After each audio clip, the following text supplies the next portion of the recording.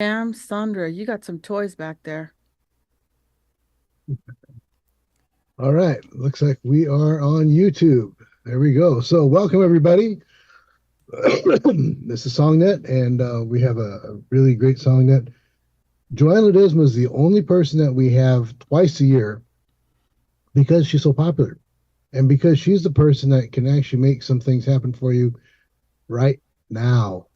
Now, it's not just about getting placements, but it's also about the education and the learning because you're going to find out what really makes something placeable, what really makes something commercial.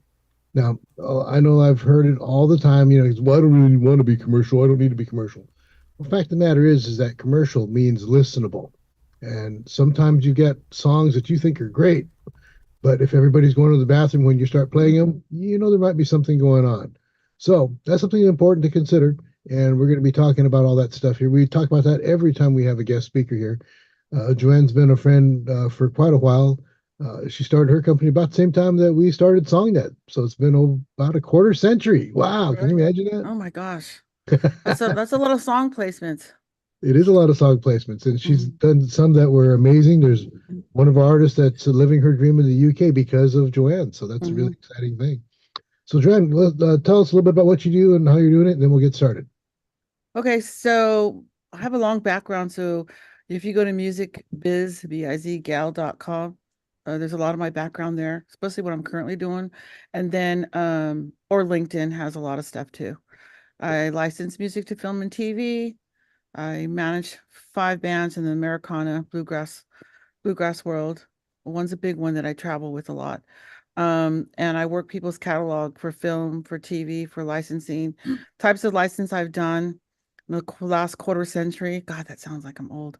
I've done licensing for greeting cards, for stuffed animals, for um, cereal boxes, for in-flight audio, for rocks that are sitting outside of the mall, for markets, for film, for TV, from Disney to HBO to Bravo and everything in between, Hulu.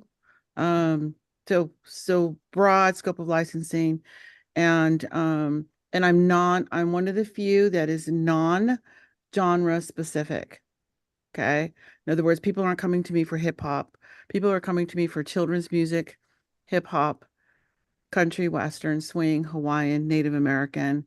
Okay, so I do all genres. And that's because I used to be an audio programmer for companies like United Airlines, America West, so on and so forth. So I did multiple channels, personal shows with history.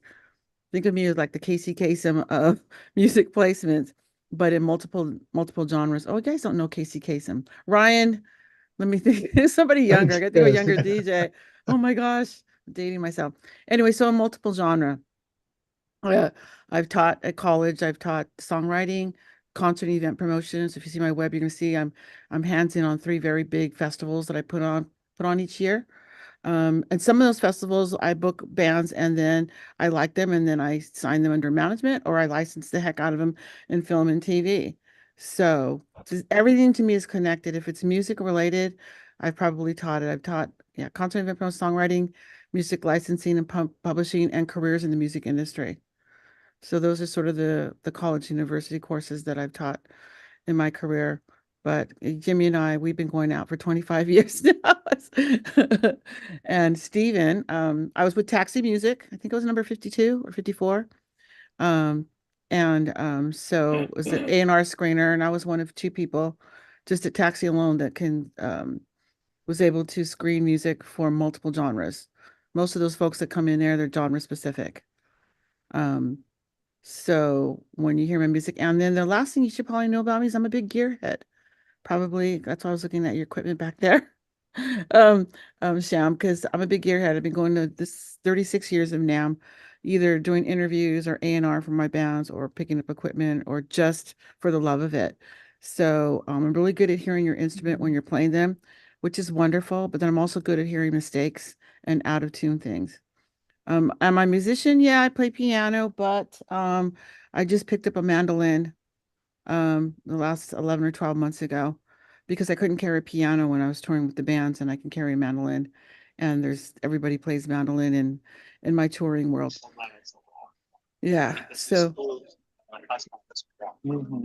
somebody's volume's on. I can't hear. Now you're ready to share. She said this. Steve, can you mute Jonathan? So I said to her, you know what? Hello. Steve?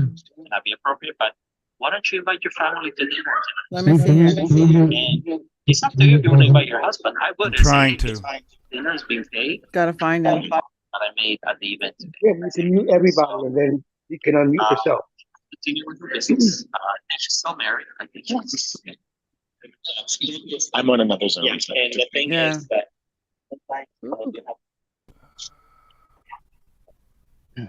Take a seat. Yeah. Thank you. I'm not. I think we gotta got figure it out where now. mute all is. Yeah, right. Oh, yeah. Sorry about that. That's okay. So where was I? Anyways, multiple genres, multiple instruments. And I also will critique on production when I hear production issues. I do have a studio at my house. I have produced records from jazz to bluegrass. Okay.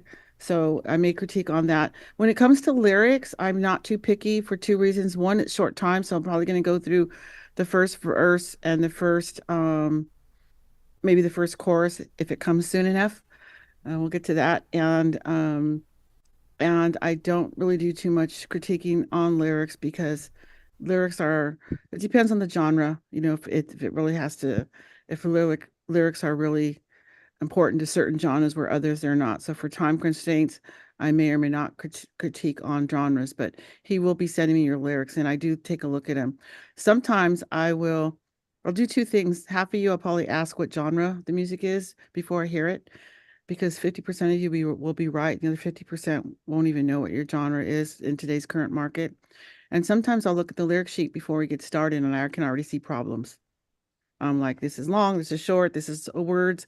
I can't decipher the chorus from the verse, certain things like that.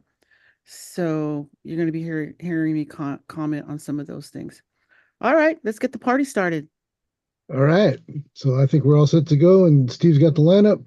So Steve, it's all yours from this point on, man. And for everybody else, please mute if your song is not the one that's being played. Thank you. All right. I did put the order in the chat. If you need me to put it in again, I can. Let me do that one more time. These are the ones I have, and give me a minute here. I'll modify a few of these because I do have the MP3s. Then I came in. Okay, so this is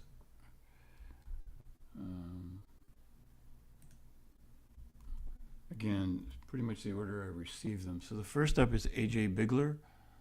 Okay. Here? And Where is AJ? let's see. Is AJ here? I don't see AJ, it. are you here? Okay, if he's not, we'll skip over, and if he comes in, we'll come back to him. Okay.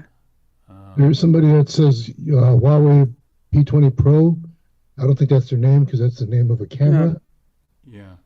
So whoever that is, please put your name in the chat and we will correct that. Or change your name on your screen. Thank you. Okay. Next would be Katherine Beck. Okay, and so Did you get her MP3? You were having a hard time with that. Yeah, I finally got it. Yeah. Okay. Hi, Katherine. I'm familiar with you and your lovely music and your genre. So we'll take a listen. Okay, gotta get the I'm just going to lyrics up. assume this is one I haven't heard before. All right, and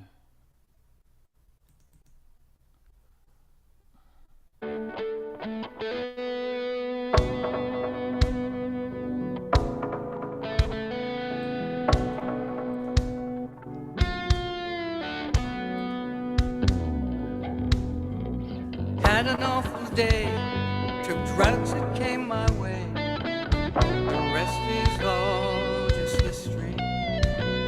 Got a rap sheet for days, a high that never stays. And I'm wondering in my mind if I'm not crazy. I know I'm broken, you can't find me. I'm hidden in the dark so you won't see me. I know I'm broken,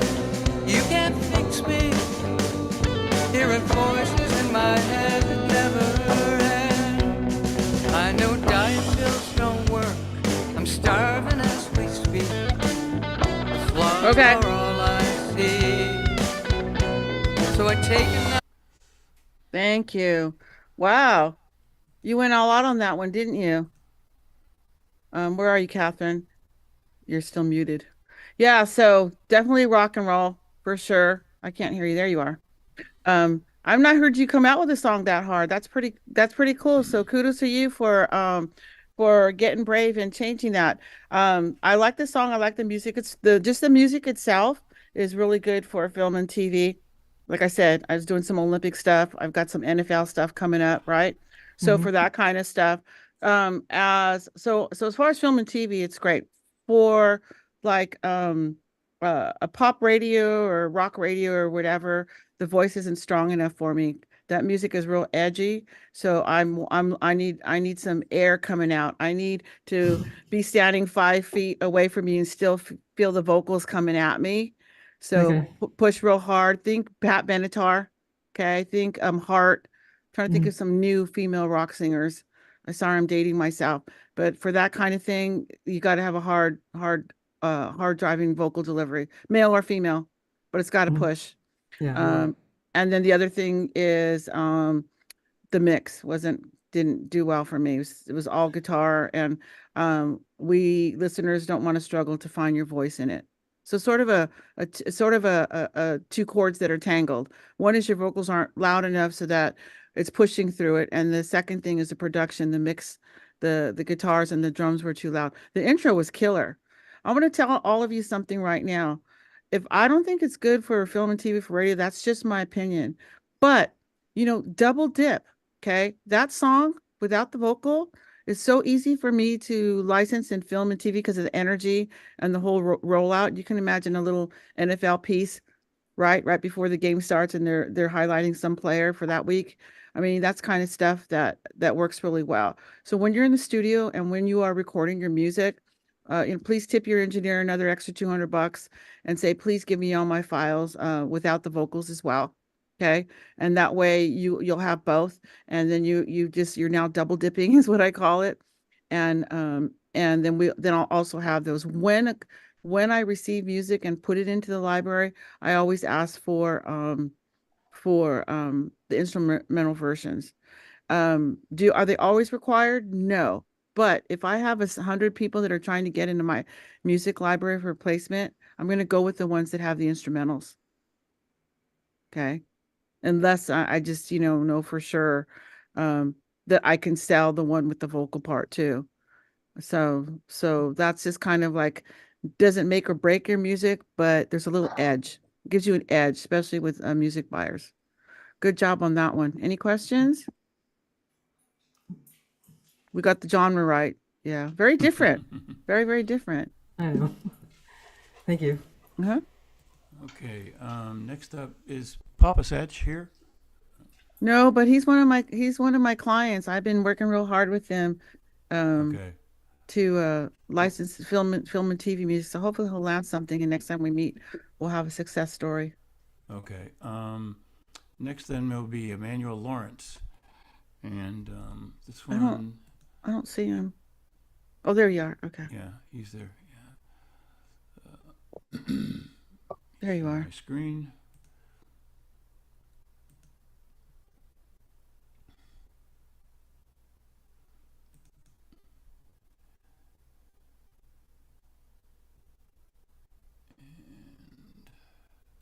Copyright 2024. That's good. So I want to just say something while I'm looking at this because Emmanuel's been in front of me many times. He's got the most beautiful um, lyric sheet that I've seen. It's got the name of the song, the name of the songwriter, the copyright. So then that way I know it's copywritten. He's got his email, his phone number, and also a link of where I can see it. So it's got, usually I ask for the top three, but he also has his email, phone number, and a link. So bravo to you. And see how nicely he's also put the time on it, which is important. And he's also put the BPMs. Love that. That's gonna save me from having to listen to it, or at least have an intern listen to it and type in the BPMs. And then he's got it clearly, verse one, chorus one, verse two, chorus two. You can do it that way. It look how nice and clean this is. Or the other way would be to indent it for verse and chorus, either way. But just kudos to you, Manuel, just on the paperwork.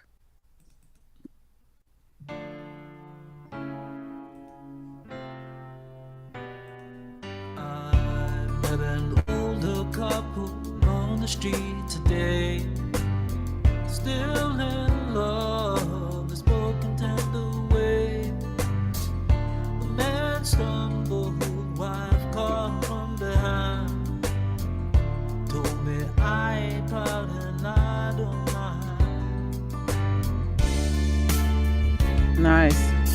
She keep pulling me up, make me wanna be a better man. She keep on pulling me up, I won't turn away her helping hand. Pulling me up to higher ground. She won't let nobody pull me down. Okay. She keep on pulling me up. Good job. This is a little bit different from what I've heard in the past with you. So thank you. All right. So I heard two things. Where'd that lyric sheet go for just a second? Hold I'm on. hearing, well, anyways, I'm hearing two different things. I fell in love with the first half.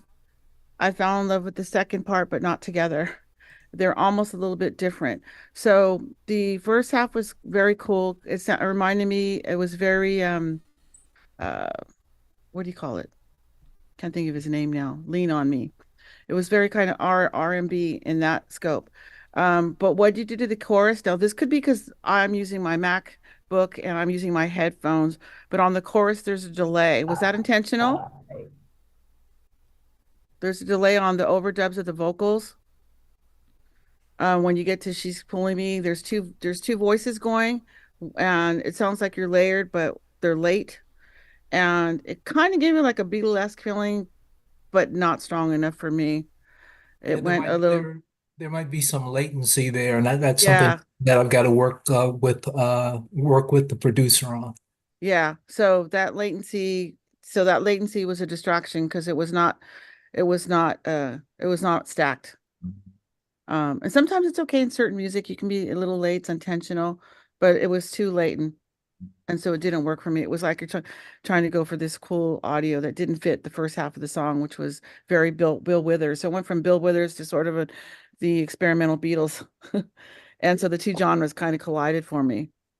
So I would probably go something with a little different of a chorus.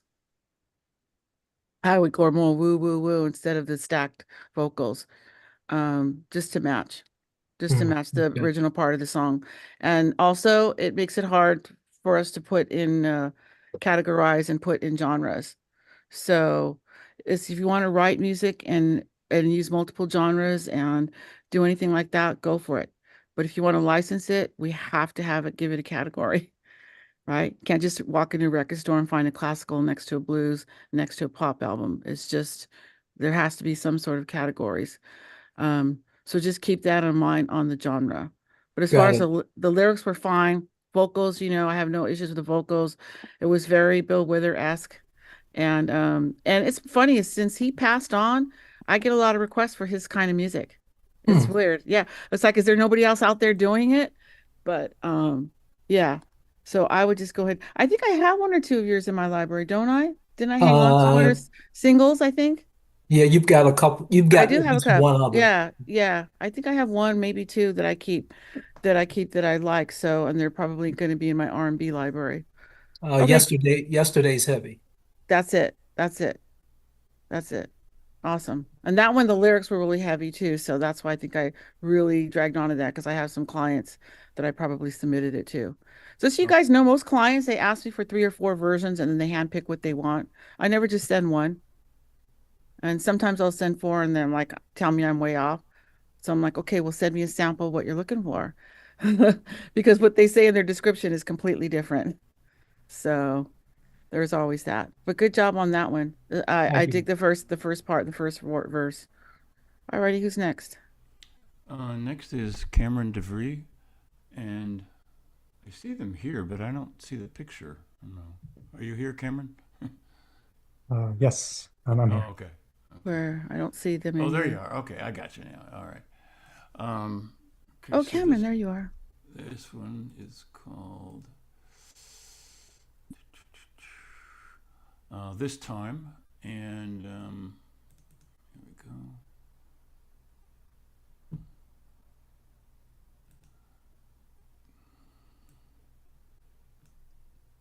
Come on, Windows.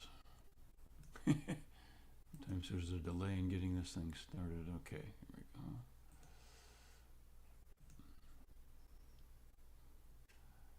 And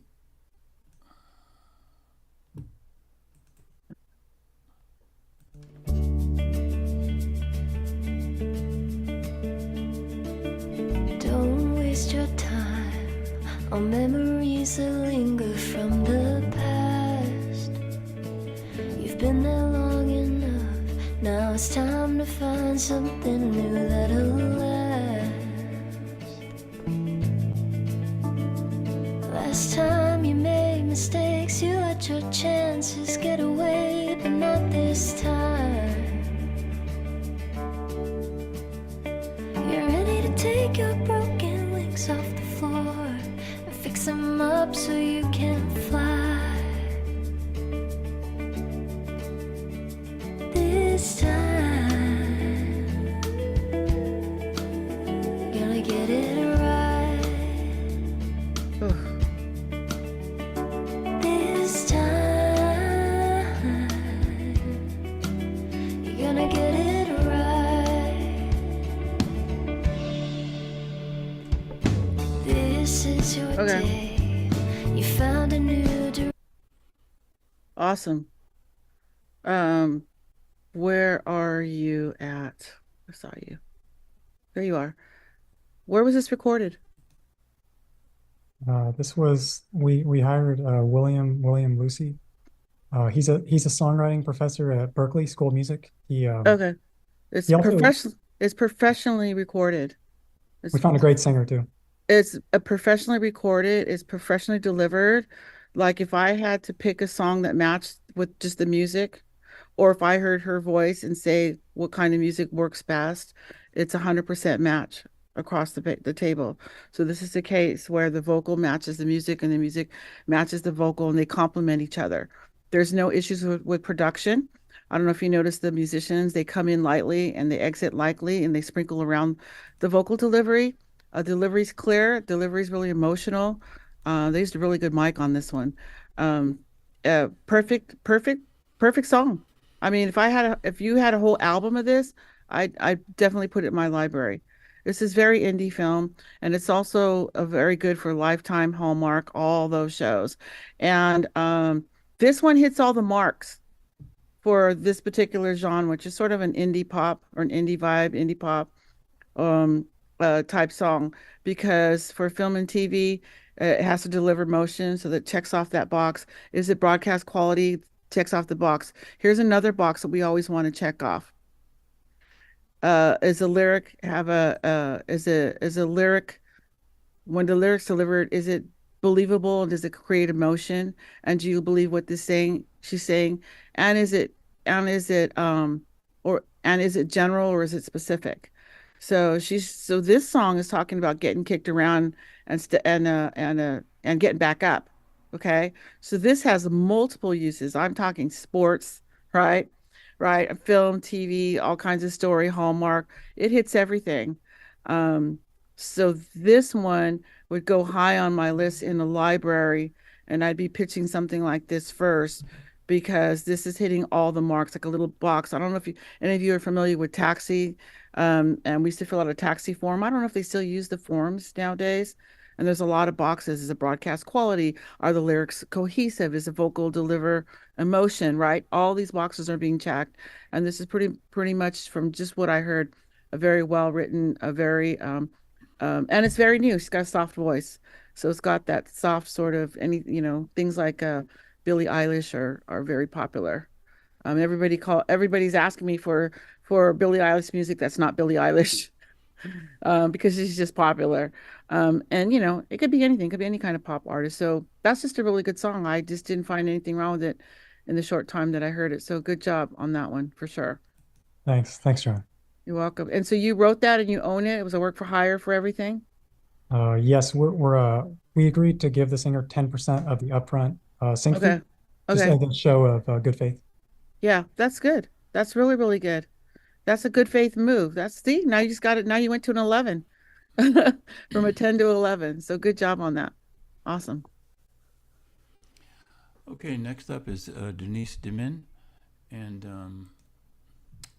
name of the song is I'll Look Behind. Where's Denise at? Oh, there you are. Can you real quick just tell me before he starts this what genre this is going to be? Jazz pop. Okay, like give me an example of an artist that's jazz pop. Nora Jones. Good answer. Okay. Nora Jones, Sade.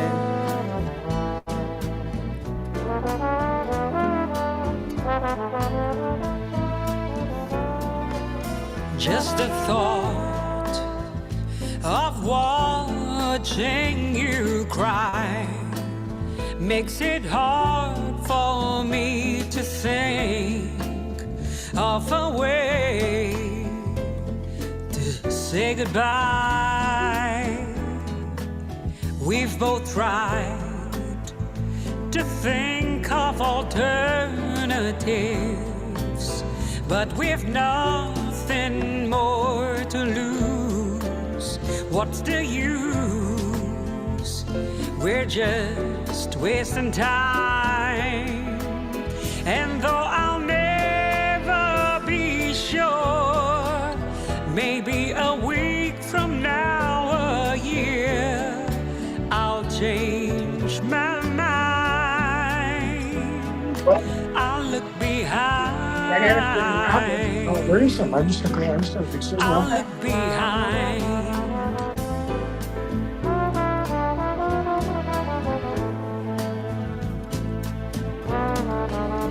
I can think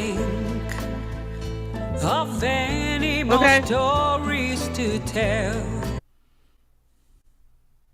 Oh, so this song gave me chills because it reminded me of The Look of Love and Dionne Warwick and all those crazy jazz pop songs.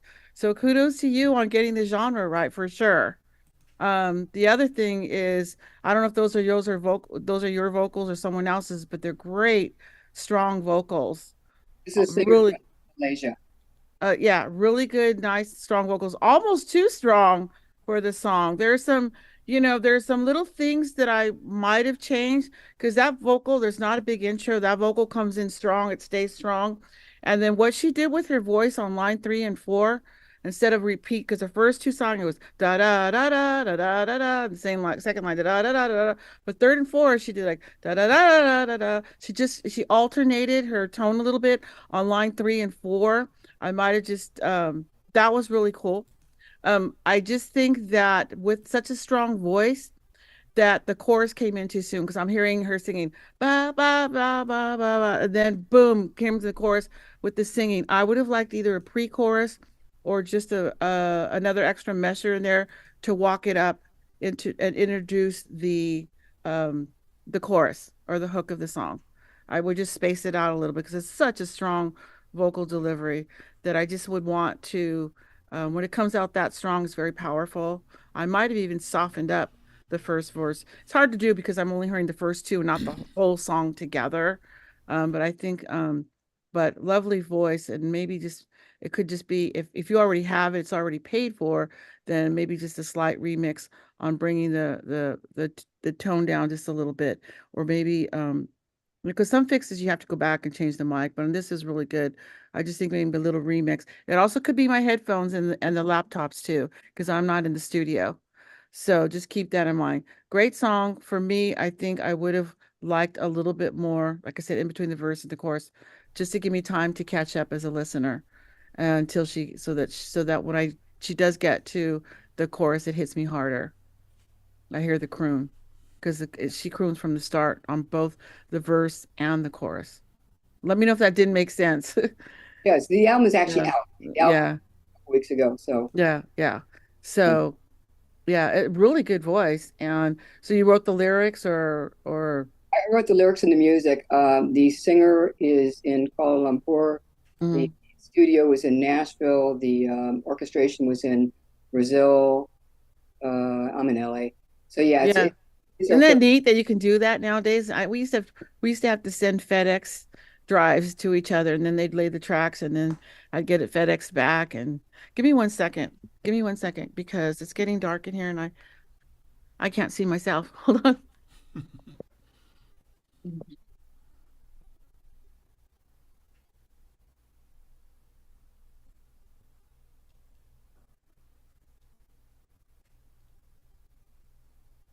Yeah. Now you guys can see me a little bit better. Um, yeah, I mean I liked it. Um, it would probably be hard to do um like I probably wouldn't take the instrumentals on it. For film and TV, I would just take the straight album. And those are really good with live scenes, barroom scenes, dinner scenes, that kind of stuff in the background works really, really well. So do get a lot of requests for live for music that's licensed for scene specific, like a background music, just like when we go to have dinner and stuff like that. sure. Yeah. So the question is how do we get music to you? Is there a way A that you formula, yeah.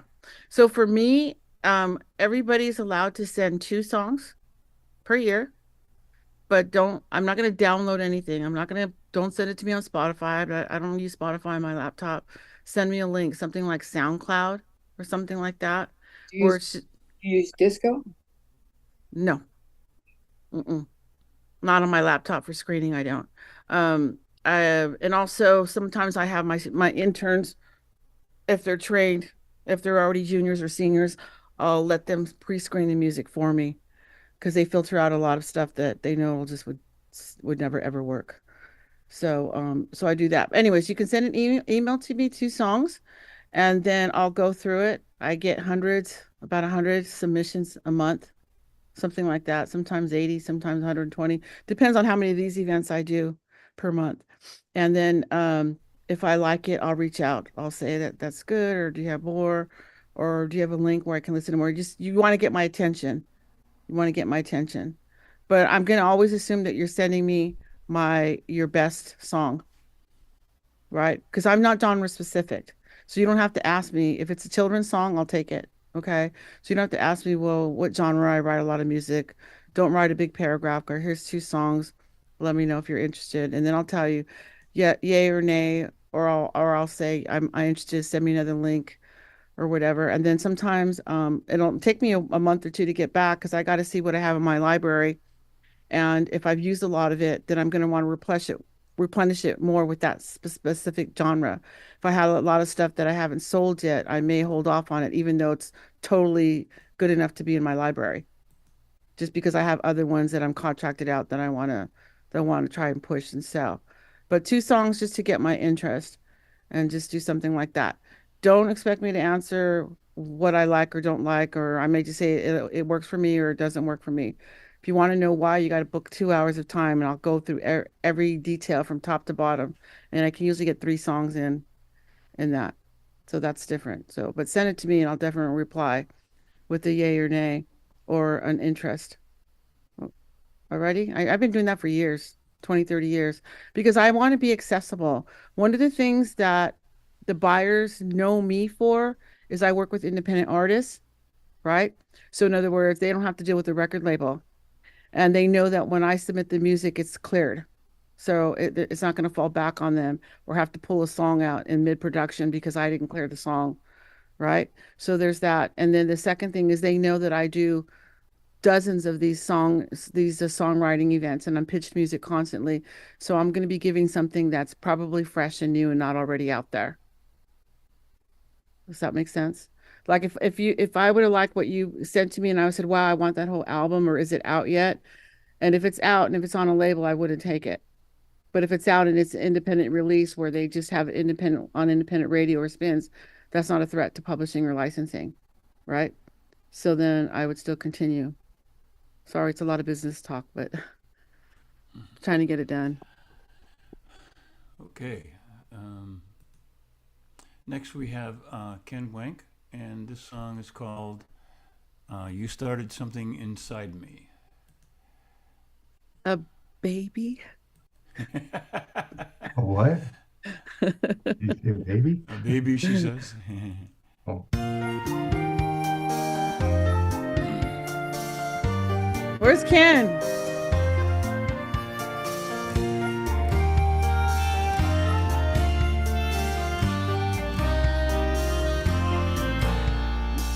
I got this feeling, you see, baby, it's brand new to me. It all began the day that I met you. I felt it instantly. I always felt so unsure, that was before, but now I feel so secure, 'cause you walked through my door. Now when I'm near you, I get these stirrings within, I just can't ignore. You started something inside me. You got right into my heart. You gave me your love to guide me. I knew it was true love right from the start. Now every time you're beside me, Okay. honey, I feel the flame. Awesome. Wow, this is really cool. I wish I would have had this 8 months ago. I'm sure I would have been able to license it. And I got a request that I've never had before in my 25 years of licensing music. They wanted something that sounded like ABBA. That's And this what is that's Ab and the Carpenters combined. Yeah. this is spot on ABBA. I do get requests for also years like 77, 76, 72, Yeah. and that kind of stuff. And I'm pretty sure that I would have beat everybody out on that one. So sorry we didn't meet sooner, Ken. Well, But good job on that. thanks. I'll send it. Can I send it? I'll send that to you. Is that all Well, right? you already I have it. You want to send me new songs, Yeah. Oh, you already. right? Oh, Because you I just remember that screened one. this one. I yeah, forgot yeah, about that. I yeah, apologize. yeah. No, you always want to send me new ones. You can send me that one if you want me But to I'll hear. send you new ones. But You to hear already you, have that one. Yeah. but since I've heard this one, so it's very ABBA. But then it's also very dated, to be honest. I don't get a Oh, lot of requests for music that sounds dated, especially with the instrumentation. The piano and everything was very, for period pieces? How about period pieces? Like for yeah, same thing is what I'm talking about. same time? Yeah. Okay. So, but again, don't get those as often. Okay. So if you're writing music specifically to have a career with Mhm. film and TV, Mhm. right? Yep. Then it's okay to have those. But there are libraries that strictly specialize in period music and period pieces as well. Mhm. Okay. And so then you would maybe want to do a whole album of 70s, a whole album of 80s, a Okay. whole album of that in order to monetize on it. Okay. Right. Thanks, Joanne. So so you can do it that way. But this one I wouldn't, I just happened to have that rare opportunity where people needed something that sounded exactly like ABBA, and that was spot on. It would have worked. They needed 45 seconds. It totally would have worked. It totally would have worked. Dang it. When Okay. did I send you? I sent you this a number of months back. I forgot I sent this one. Okay. Sorry about that. Yeah. I'll That's send okay. I'll You send never a couple know. I more. don't know. I may get something tomorrow for something that sounds like Johnny Cash or I just don't know. I don't know what I don't know what the Appreciate it. filmmakers are making, but it's Thanks. very well done. Just keep in mind it's very 70s. I Yep. would never pitch it to anything modern. If for those of you who are going in the studio and recording your music and coming out, it's also not only good to have instrumental versions, but also the separate stems. Okay. Because maybe if we took the piano out and added a different instrument, it would modernize it, Mhm. right? But we couldn't do that. You'd have to go in down to the whole studio and record every Right. bit over again. Right. But if you have the separate stems, you could just pull the piano out and give it something a little more cool, right? Okay. Thanks. I So appreciate another it. tip there. Thanks for the feedback. You're Appreciate it. welcome. Thanks. Okay. Next we have Wilson Sandoval, but he's not here. I don't see him. And then after him, Rich Marchetta, who's also not here. So then we'll go to Sham Sundra. Is Sham here? Yeah, Sham's here. Okay. Yeah, he's been here. It's Sham. Sham. Sorry Sham, about where are that. you located? I'm in New York. You're in New York? Okay. And what genre is this going to be? I think it's like adult AC or AC AC? pop. All Yeah. right. Okay. Okay, here we go. Share screen.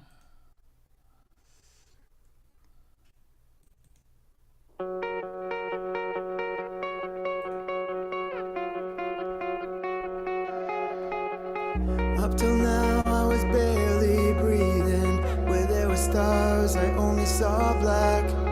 I was dead inside with no feelings. Felt a change when I met you. I'm falling, I'm all in. Somewhere I ended up dazed. Keep falling, I'm all in every way you amaze. When I'm with you, the things you do, we could go all night. You do it so right. When I'm with you, I feel like new. You are my one religion. When I'm with you, your love is true. Flow in the low light, we do it all night. When I'm with you, I feel like new. I wanna join the living. Until now, I was always laughing. I could run. Good job. I would say genre-wise, I would definitely say AAA first, and then AC. It's both.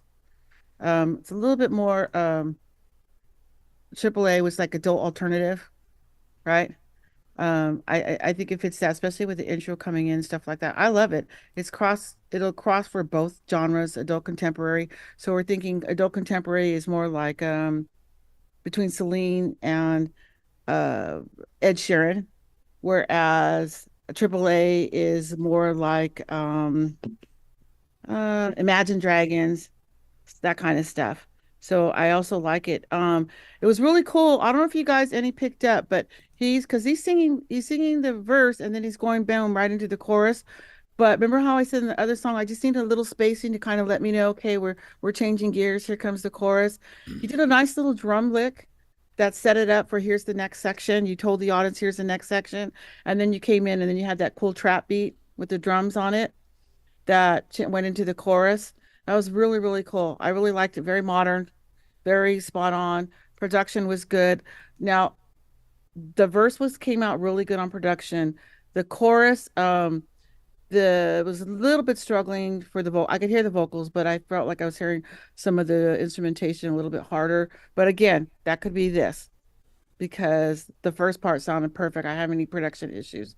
So sometimes it's just coming through these speakers. But other than that, I'm interested in hearing the rest of the song is very marketable. It's very adult contemporary. I would definitely go for AAA audiences. Adult alternative is what that stands for. So leaning more towards Green Day and less towards Celine Dion, which is AC. Because like John Mayer, he's considered adult contemporary, but he's not considered alternative. And so you with those hot guitar licks and all that kind of stuff, it's very adult. I mean, it's very alternative. So I put the alternative first. I think that's a better audience for it. Perfect for film and TV. I don't know if you guys picked up. The song is really universal, right? How another person makes you feel. The song is not called Joanne. It's not, oh, Joanne, I met you on the bay in San Francisco. That's hard for us to place, right? Because now I got to find a film that's about a girl named Joanne, and the scene has to take place in San Francisco.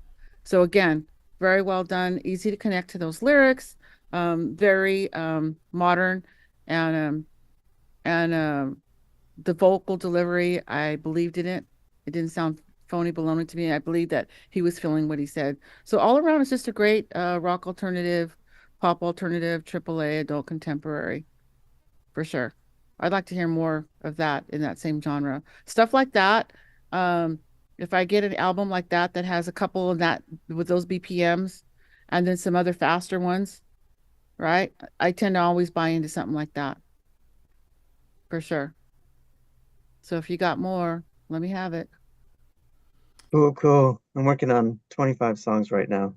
That's one of Good. them. That's good. That's really good. Yeah, I like that. Have you licensed or published anything at all previously? I have some placements years ago on some soaps and stuff, but I Uh-huh. haven't. Yeah, I'm kind of Is getting back this to that.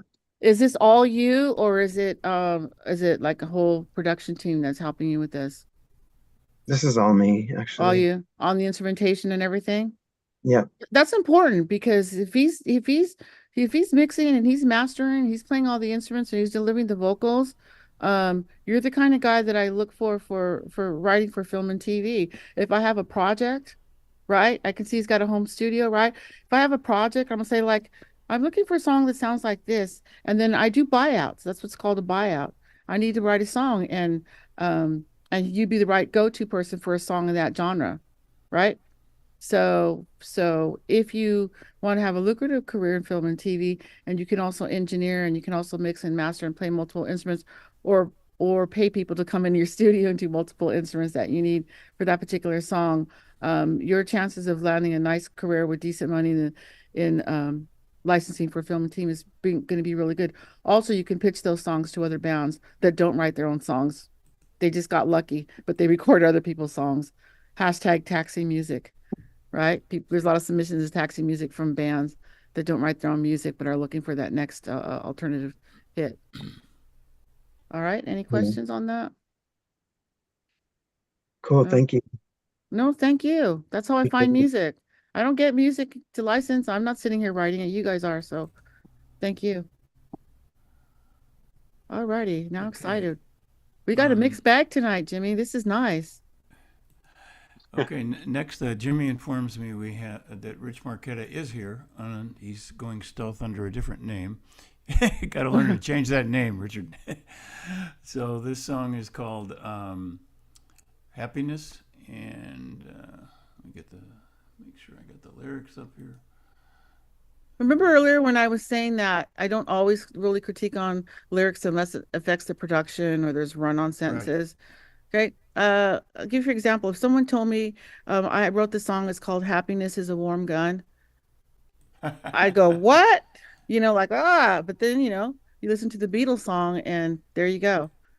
So yeah. How about the Police? The do da da da da do do. That was a Billboard hit. How about Frank Sinatra, Shooby Dooby Doo, right? Those are hits. So I try not to stay away from hits unless it really affects the song and its ability to be licensable. Because if you guys are paying attention to these lyric sheets, okay, I've had lots of problems and people have lost placements with me simply because they didn't have their phone number or their email. You have to remember in film and TV, for licensing for film and TV, they're always 3 days behind. They need something done yesterday. If I can't call you or reach you and have your email, and I have 4 songs sitting on my desk, I'm gonna go for the ones that I can contact to see if I can get it cleared or reach out to you first. So always put your contact information as well.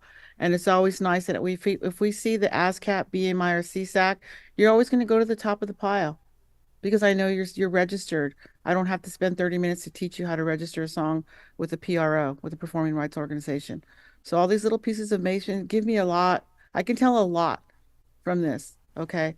And like, we haven't heard the song yet, but I can also see what's going on here. I'm not sure what V3+4 is. And see how it's not indented. So I don't know if this is going to be one long here. I don't really see the chorus indentation. So it may be that we don't have clear verses and choruses on here. And that's hard to read. There is a format for lyrics. We've seen a few of you folks already use it. If you want the template, I've got one.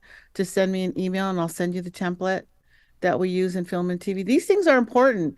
If we're looking at 5 songs, we want to be able to look at it, go, yeah, it's got a verse, it's got a chorus, so there's his phone number. All these things, all these little things will raise the bar. It's like how songs go from a chance of being placed or earning money from, how do you get to a 9 to a 10, right? Or a 7 to an 8. These little things help move your music to the top of the pile.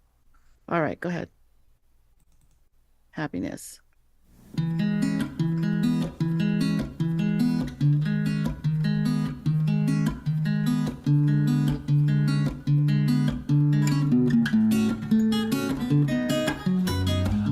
very busy, 'cause everybody loves you. But I'm hoping you can accommodate me too. I have a small request I'd like to ask of you. Could you hold a hand for all of eternity too? Happiness.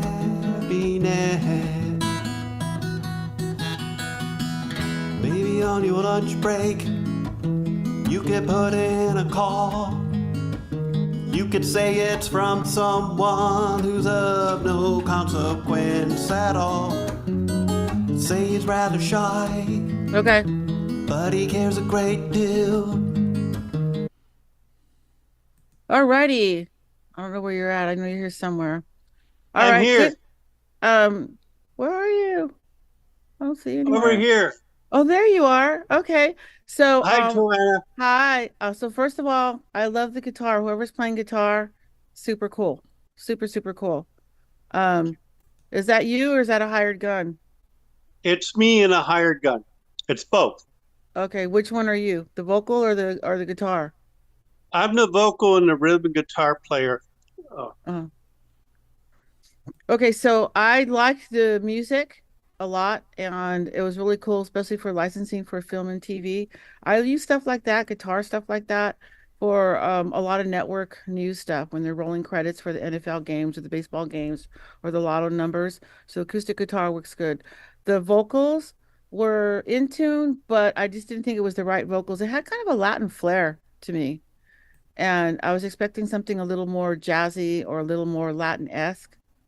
Um, and then if you do want to sing it and you want to make your vocal match, if I was producing it, then I would probably slow down the music, the BPMs. Okay. Because your music is your voice, the vocals are real soft. You don't have a spicy voice, you have more of a softer voice. And so it's not a softer song because with that it's really plucky. Ba-da-da, ba-da-da, ba-da-da, ba-da-da, ba-da-da, and you're going na na na na na. No, no, no, no, no, no, no, on the vocals. So one's really bouncing, the other was not. So, but I think if you slowed it down and then you sang, it's just going to match. For me, it's going to sync a little bit more. I would try to do something like that. And you don't always have to sing your own songs. You could sing some of your songs if it's a vocal, and if not, just pay somebody a couple $100 to come in and sing. Find your Sade, right? Or whoever it is that's going to sing it. Yeah. Emmanuel, I would like to hear your vocal on that, right? So there's different things here. You guys have a whole room right here of songwriters and talent that you can pull from. So that, or if you have, I've had another thing where I've heard songs similar to this, and then I say, well, I hear a little accent. What's your native language? And I remember we had that, Jimmy, and she's like, oh, I sing in French. I go, could you just sing me something in French, maybe that you wrote? And I was like, oh my God, why aren't you doing this? Why are you pushing the mirror thing? Or I had a Polish girl and I could hear the accent and she was trying to be real poppy. And I thought, well, why not just be poppy in your own native language? As soon as they got to their own native language, boom, it fit, it matched. So just keep some of those things in mind as well. Look at your songs. What is the tempo? What is the beat? What is your vocal range? Everybody that's singing their own songs should know, are you a baritone? Are you a tenor?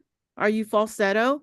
Know that. You got to know that. And then know what song, what is your friend writing the song in? Let them know ahead of time. Can you change the key?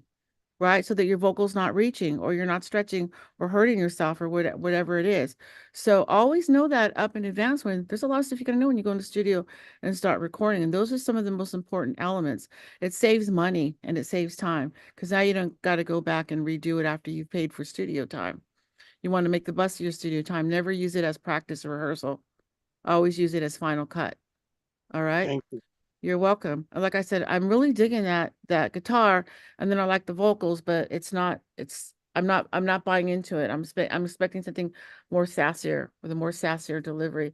So if you want to be the one that's going to sing on it, I would just again slow it down so it matches more of your soft tone. Thank you, Joanne. You're absolutely welcome. Thank you.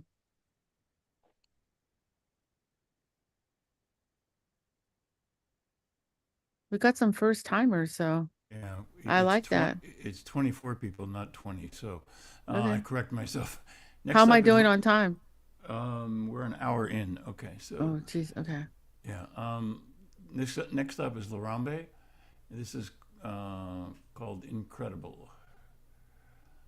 Let's see here.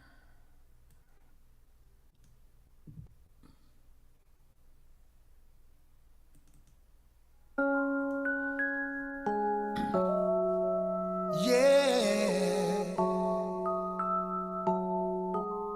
Incredible. Our love is.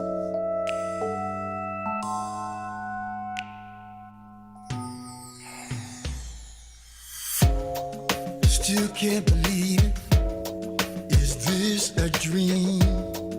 Feels like we're starring in a movie scene. I picture this moment in my mind when I finally find that one of a kind.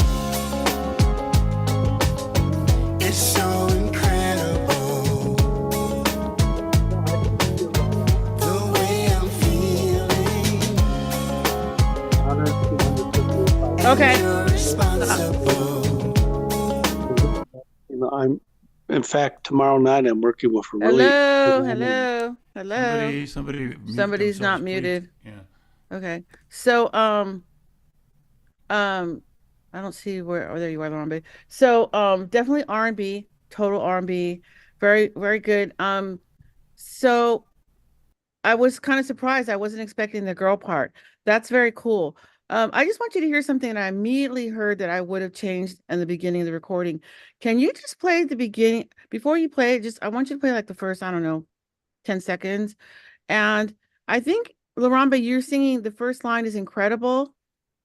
I would have liked to sing both male and female say that in the beginning and set the pace for the duet. Go ahead and play it. Yeah. And have her, yeah, right, get in there. Incredible. Okay, you can stop it. So I would have had her in the yeah too, or not do the yeah, and then have the vocal of both vocals delivering the word incredible. That's just something that it would have just come out banging right away. So I definitely would have done that. The only other thing is I didn't have enough time to hear the whole thing. I couldn't separate the verse from the chorus. It wasn't marked clearly. So this is the type of song where I would have to heard it 2 or 3 times before I go, A, here's the verse, and then here's the chorus, or B, it's just all verse and there is no chorus. There's no right or wrong formula, but you do want to stick to the genre that you're in. And so usually in that genre, there's a clear verse chorus separation. We want to know where you're at. It's important because we need to hook the song. When you're in an audience, you want to play your song to a group of people one time. And then I've done this in live. I'm saying, okay, everybody hung the hook. What's the name of the song, everybody? And you're going to see if there is the majority saying the name of the song, or everybody hummed the hook. And when everybody's singing a different hook, then you know it's not grasping. What you want is everybody to say, if I say now to everybody, this is a real question to y'all. What's the name of the song? Or what's it about? We're all going to say incredible or something like that, right? Because that really popped in the beginning, right? But you want to still be able to go back in and get attached to the hook. So that's why those choruses are really, really important. And that's why a lot of artists have to re-emphasize the chorus, particularly in that genre, which is R&B. In bluegrass, it's a different story, right? But again, this is genre specific. So there's that. All right, Larambe. Yeah. One thing I'm going to ask you about for this in particular, sound-alikes. Do you get the people that are asking for sound-alikes? I do. Like I was saying earlier, when Bill Weathers passed, I got a lot for him. When Billie Eilish came on board, right? I was getting a lot of requests for that. When Adele came on board, because basically all the buyers want a down count afforder. I even that's how kind of what launched my son's career. He's a He's an audio engineer, and I got a request for some EDM dubstep music. They couldn't afford Skrillex. So I sent a couple samples of his music, and he got hired to do the Power Rangers movie. So I get it. And I get them in all genres. Remember, I'm multi-genre, so I get a lot of that. I had the ABBA request, right? So yeah, so sometimes they'll do some certain things. I have a couple friends that are working on documentaries about artists. I don't know if it's Van Halen or David Bowie or whatever. So I suggested to them that they don't even start spending money on the film until they clear the licensing for the music, because it's very difficult, very, very difficult, and it's very hard to do, and it's very expensive. Major budget, major budget. So what they do, they went ahead and made the movie, and then they couldn't clear any Bowie or Eddie Van Halen music to do the documentary. So then I get the call for sound alikes, and I'm like, I'm not comfortable with selling sound alikes for Eddie on an Eddie documentary if it's going to be about Eddie, right? So you have to keep some of that stuff in mind as well, what you're doing. But yes, hopefully that kind of answered that question. If you look at Taxi, if you look at Broad Jam, if you look at Song Submit, some of these places where you yourselves can go and submit music, most of these companies are going to give you samples or list 3 artists or of what they're kind of looking for as well. We didn't have that back in the day. You know, there wasn't internet, so there wouldn't be a posting like at Taxi that said, we're looking for something that sounds a lot like, you know, like this, and then hear them. Because a lot of the times the buyers can't describe the music. They don't know like, for example, in EDM music, what's the difference between drum and bass and house? Okay. If you're a music supervisor and your job is to clear and license like an attorney and clear all the music, how are you going to describe that to me when I'm in the studio and I need to know if it needs to be more trappy, right? Or more housey. So that's a big deal. So just remember, you know, all of that when you're trying to pitch for film and TV. Any questions on that? And you know, you can pitch for labels as well. But if you're going to pitch for your music for a label to get picked up or signed, you always want to make sure that your songs are broadcast quality and that they're cleared ahead of time. Alrighty. Okay, next is Bolivar, Guadalupe. This is called The Joyful Noise. I don't have a lyric sheet for this one, but we'll go ahead and play. Where's It's an Bolivar? instrumental. Where is it? Yeah. Oh, there you are. There you are. Okay. Now I see you. Smooth jazz.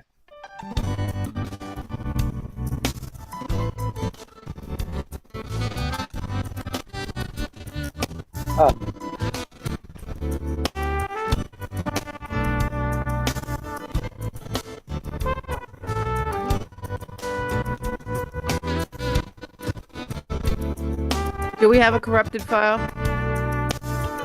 No. I'm hearing static. Sounds like. Yeah, that's corrupt. I'm sorry, what? You said you're hearing Yeah, that's fine. That sounded corrupted and static. Absolutely. Yeah, that's not. Yeah, there's something wrong there. That was a corrupted file. Did you guys hear the song without any issues? Yeah. No, I heard sounded static. just fine. Oh Okay. no, it's definitely static. I hear all static. Yeah, we're hearing Topic. all static. Did original sound get turned off? Let's see. It's on stereo. Original sound is on. You want me to turn it off? I'm hearing like latency when you're speaking too, Stephen. There might be some audio issues with the computer. Okay. You want me to start it again? Yeah, let's see if it works. Give it another try. But just keep an eye on me. I'll let you know if I can hear it or not. Okay. Yeah. Yeah. Yeah, good or yeah, not good. That's not working at all. No. No, it's cutting in and out. All right. Maybe he can send you another file and then we can do another one. We'll come back to him. On my other submission, the whole album is there, and that's the 5th cut. On the other submission, My famous tacos, a drink. I Who's for talking? submission. Who has their I'm mic not- on? Let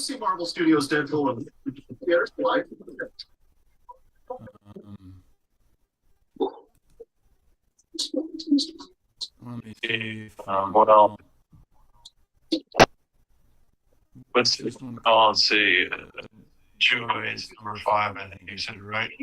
Now I hear an echo and somebody's got their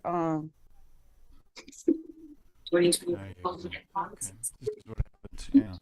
Chris's phone is picking up noise, and that may have Yeah. corrupted the audio file. So if you can mute Chris's iPhone. Okay. I tried to do that earlier and I couldn't, but let me see if I can do it.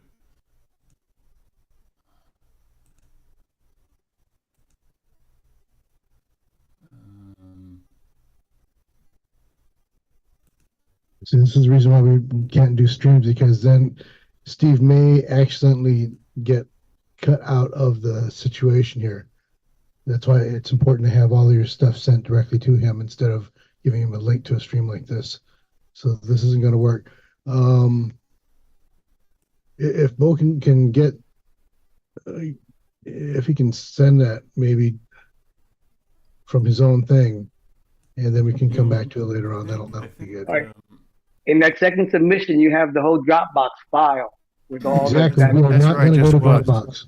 We are not going to go to Dropbox. I have You to got to sign in and send all us the this other file. stuff, yeah, just send the file. All right.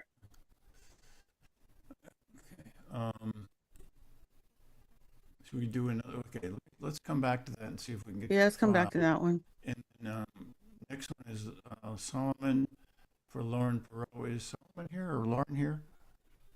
I don't see him here. I see Susie here. Okay. I hear a little bit of latency with you also, Stephen. Okay. All right.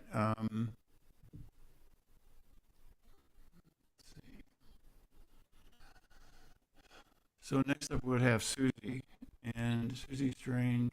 Let me pull up the lyrics. It's called My Father's Hat. Okay.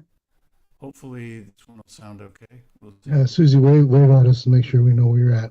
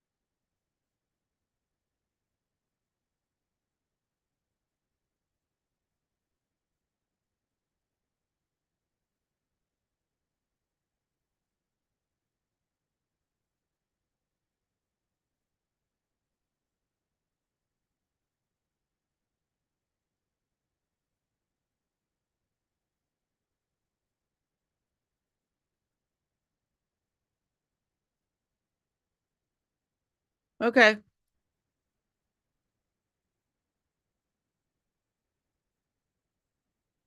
Okay. Where's Susie at? Where are you at, Susie? Right here. Awesome. So it's a great song. It's really hard to place though because it's very specific to Sure. a personal experience, even too specific to use it for a general cause or purpose.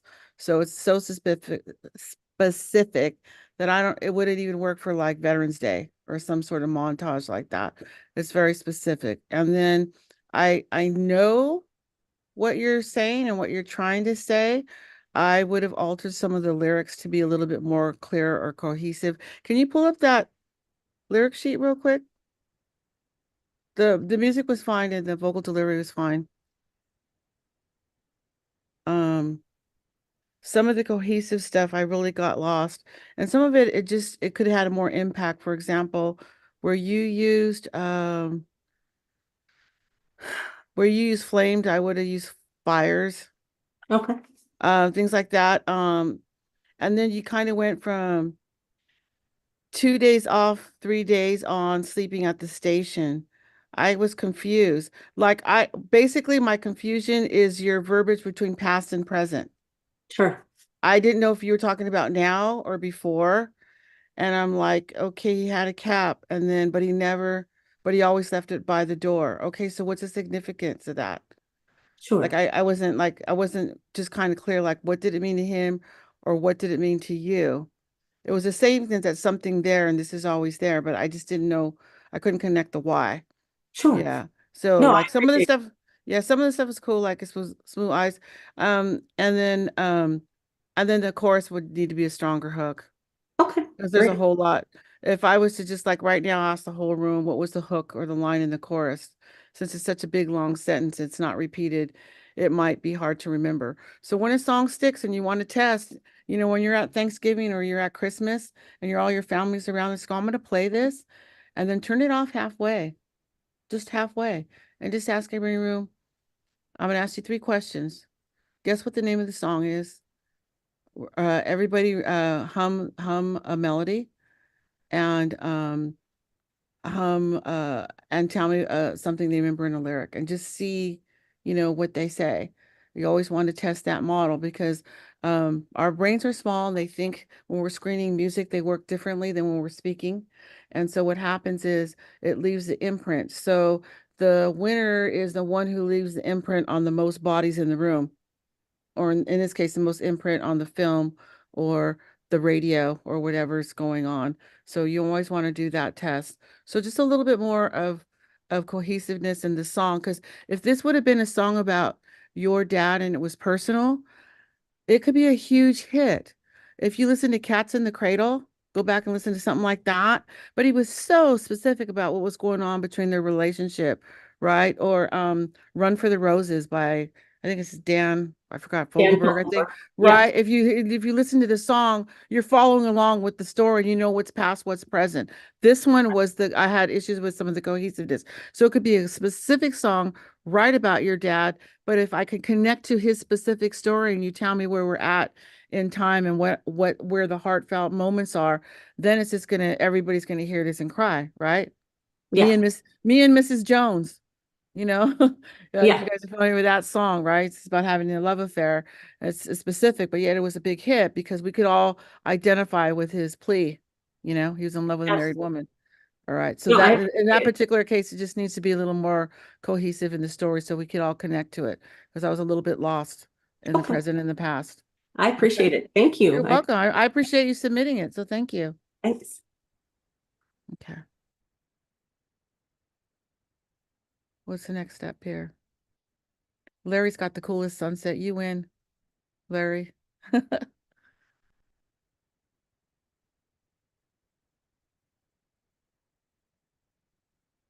Dave DC should be next. Okay. Who's next? Steve, you're still muted. Yeah, I'm trying to open up Dave's file and it's giving me garbage. So Okay, is it in the email? I just dragged the PDF into the chat, Stephen. Oh, okay. Let me see if I can pull it up. Okay. Sorry, I sent the pages file by mistake. Okay. Let's see. Okay, I gotta find the file now. Let's see, where is it? What kind of genre is this one going to be, Dave? Oh gosh, I'm gonna make one up. Country grass. There we go. Actually, Country that's my grass. specialty. If you guys don't know, I'm the director of Huck Finn Jubilee, largest bluegrass country festival, 47 years. It's happening in Northwest.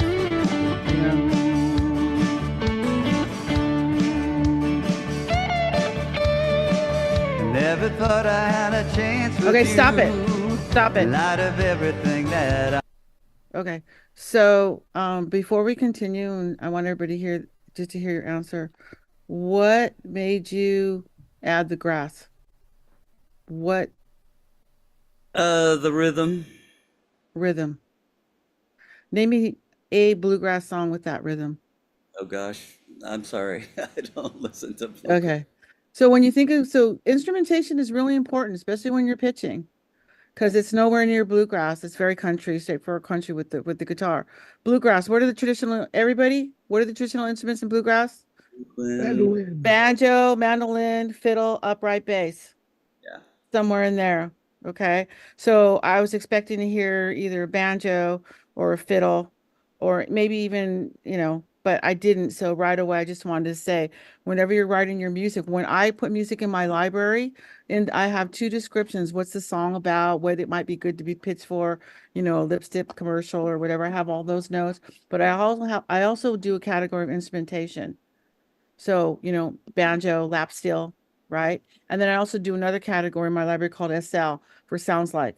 Sounds like Eric Clapton, sounds like BB King, sounds like Billy Strings, sounds like Nora Jones, right? I'll put 2 or 3 names. So that's real specific when you're making your genre. So I'm glad that you said that because it just shows everybody that's listening to learn your genres. And then if you're going to call it a genre and you're going to pitch it, you're going to have to tell me who is it? Is it modern country grass like Billy Strings or Molly Tuttle, or is it going to be, name me 3 artists? If you're not sure, then listen to other music in your genre. But right now, I just heard this is straight up country. Just wanted to take note. Okay, go ahead. I knew you called me up out of the blue. We talked an hour or maybe 2. Well, my eyes said yes, my mind said slow. I would make a move, but my spirit said no. My feet said run, but they wouldn't start. It's too little, too late. I'm in over my heart. Okay, good. Okay. Guitar was a little bit rock, too much rock for grass, but I love this song. If I was to take you in the studio, oh my God, I would probably have to make it sound like Tex-Mex. It would really work well for Tex-Mex. Throw in some accordion and more lap steel maybe, and just add a little bit more Tex-Mex instrumentation. This would work perfect. Think Mavericks. Go back and listen to Mavericks. Listen to their instrumentation. This would be a great, because it was just too straight up happy, cheery, like, so it kind of actually takes away from your lyrics. Give it some guts. And I'm telling you, if you throw in if you throw in some Latin percussion and you throw in a little bit of accordion, something like that, do a Tex-Mex style, this song would be right up to par with everything between what Dwight Yoakam's doing and Mavericks and that whole genre, and it would work well. Think or listen to some current Bakersfield music too. I just think it would just rip. I just think that the music is not supporting the story because it's kind of not defined. You've got rock guitar in, but you've got a little bit of country twang and a great hook on the chorus. So like I said, push it. Just try that genre, something a little bit different. I just think the music needs to match the vocal or the vocal needs to match the music. But it's a real punchy song, radio friendly. And like I said, I wish I could Tex-Mex it out, but not today. Thanks, Joanne. You're welcome. Okay, we'll go back to Bolivar, and this is the song Joyful Noise. Okay. And let's see. Here we go. Whoops. Got to do the screen share first.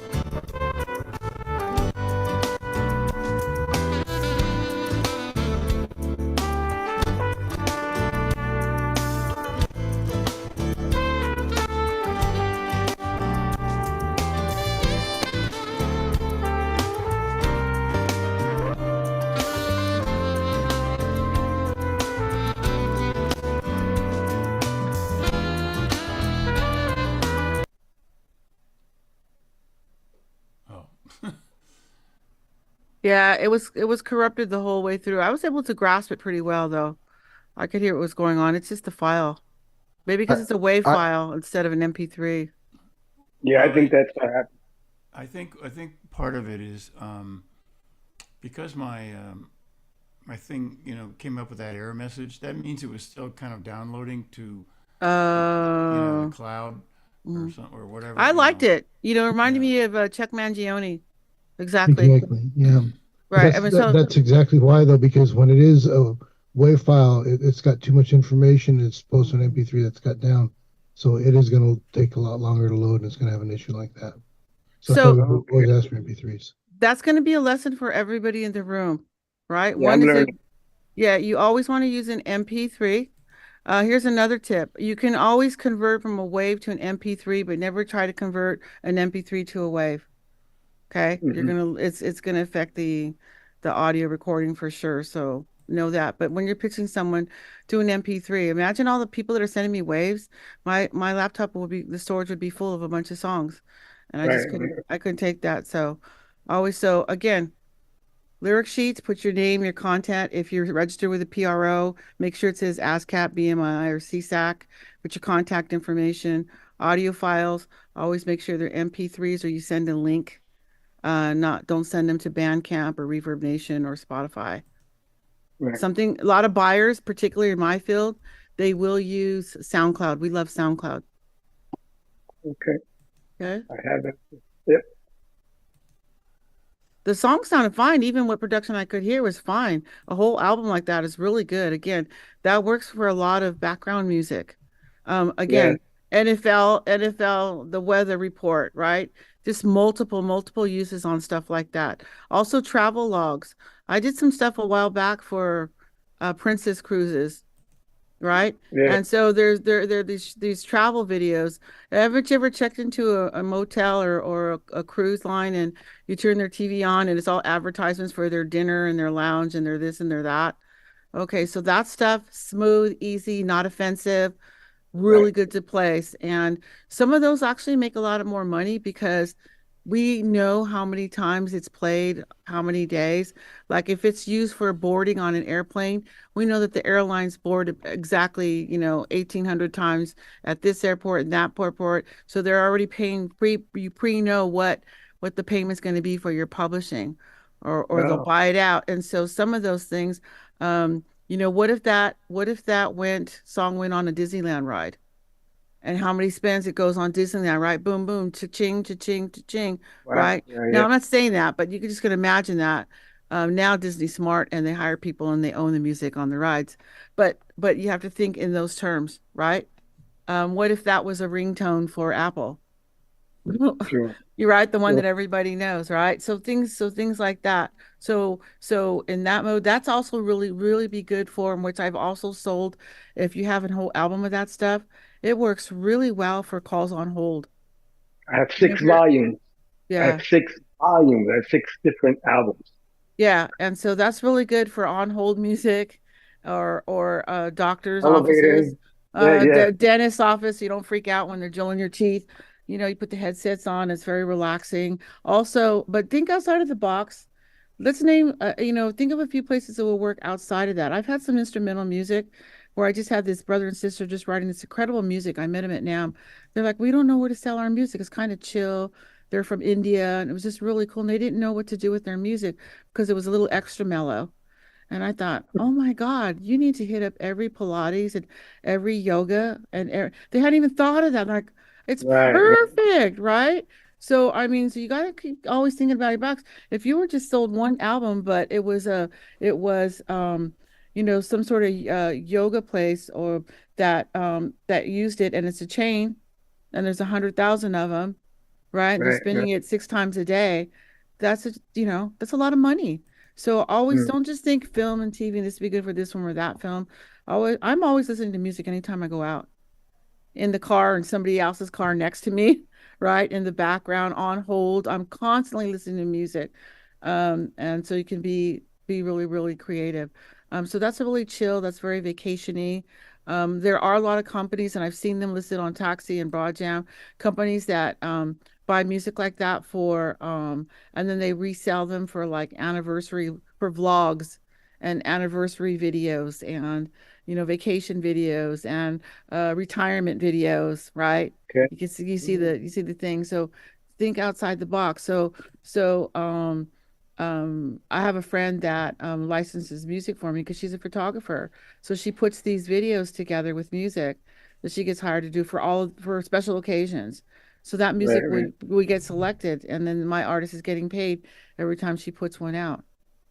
$100, $100, $100, $100. Right. Okay. Thank you. You're welcome. Okay. Let's see. Yeah.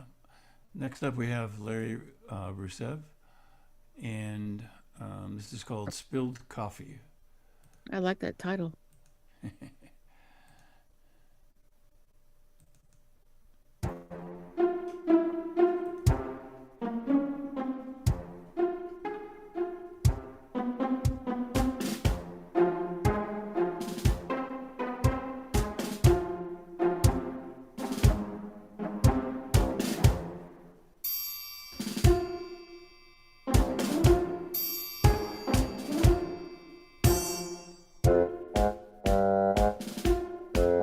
Okay. That's good. Real good. All right, perfect example of writing specifically for film and TV. This is the stuff we see all over TikTok, all over Facebook, all over Reels, right? All over Instagram. I immediately thought of my dog and all the stupid things she does when we're fishing. She tries to jump in the water and grab the fish with her mouth because I keep losing them. I mean, if you guys watch TikTok and stuff like that, and you get that could be used, and if it goes viral and everybody's using it, you guys know there's certain songs that are constantly repeatedly used in multiple videos in TikTok and thing. That one's great. That one's great. In film and TV, most people that have libraries or sell to film and TV have two categories. Okay. We have what we call song. Those are for you that write songs or in bands. You have your full complete song. And then I also will have the instrumental version. And then we have a specific that's not called song. It's music. There's songs and then there's music, which is instrumental. So this is a whole completely different category. Perfect production. Perfect production. I couldn't have produced this better myself. The instrumentation were used was perfect. Did it evoke emotion? Yeah. What are the three categories I would put this under? Quirky, mischievous, silly, conniving, sketchy. These are all the emotions that go in our metadata when we're trying to do stuff. And then I'd also, under my second description, would be dogs, or it would be dogs, pranksters, pranks, right? I would also title it under you lose, I win kind of thing. There's just so many different things that could go. And then my description would be great for animal videos, for sneaky couples, bears knocking over trash cans, whatever. I mean, this just has multiple uses, and I'm going to give you guys a tip. You guys are all here. You should all support each other. If I was you, whose song was that? I don't even know. Where are you? There you are. Oh, of course. You're the guy with the great sunset. Of course. It's a great song. Yeah. So if you want to help each other, like Larry, maybe put in a link to a track in the chat room. Let's help him to help himself so that when it's your turn, he'll help you. Go ahead and download your song with a downloadable link, whether it's SoundCloud. Let's just take a moment to snippet a piece of that and use that for our background music for an Instagram. Let's help him go viral. We can do dogs, we can do animals, we can do falling off your bicycle, whatever, and do that. So I also work on social media work and social media classes, and one of the things we do is we all add each other, and then with something like this, we could do this, and I like it. Epic fails, spilled coffee. It just perfectly names what I'm looking for. I might have not done spill coffee. I might would have done epic fail because I think it just gives us a little more clue as to some of the usages it could be in, right? Joanne, does TikTok actually pay anything? Yeah, well, it depends. If it's your song and people are using it and you cleared it, then yeah. Because don't you see on your TikTok videos at the bottom, it has a little music mark and it has the name of the artist? Okay. Yeah. Okay. Yeah. Yeah. Because I. It doesn't matter. a Or little- you're that guy. I've had people who's like that, they go to the original music and then they've been contacted by music supervisors or whatever, go, did you write that? Okay, can you write something like that for us? We're doing a movie or whatever. Whatever, get it out there. Get it out there. Right? Okay.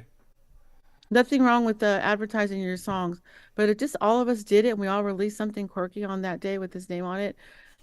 We just help each other. I just loved it. I just loved it. It's the stuff that I look at when I'm on TikTok. I like things that make me happy that are not like negative in news. So animal videos are, I think, the number one right now on TikTok still.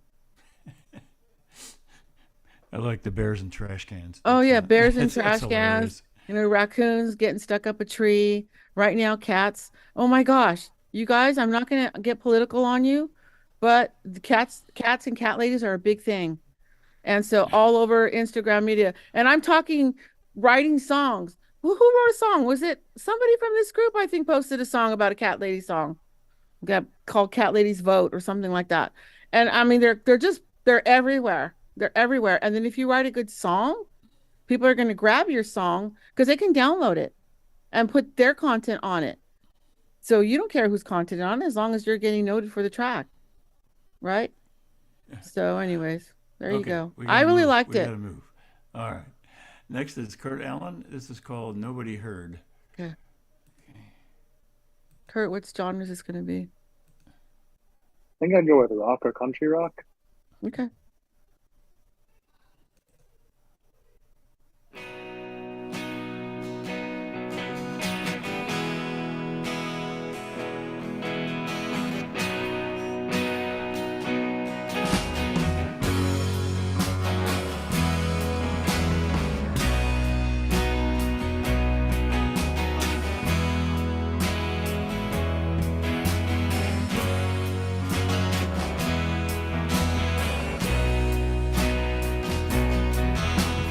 What are you trying to say? Where are you trying to go? If you could tell me now, I would appreciate it. The expression on your face says there's something that I should know. If you just spit it out, I'd sure appreciate it. We've been talking for hours, and you ain't said a word. We keep driving down this same old road, looking for a sound nobody heard.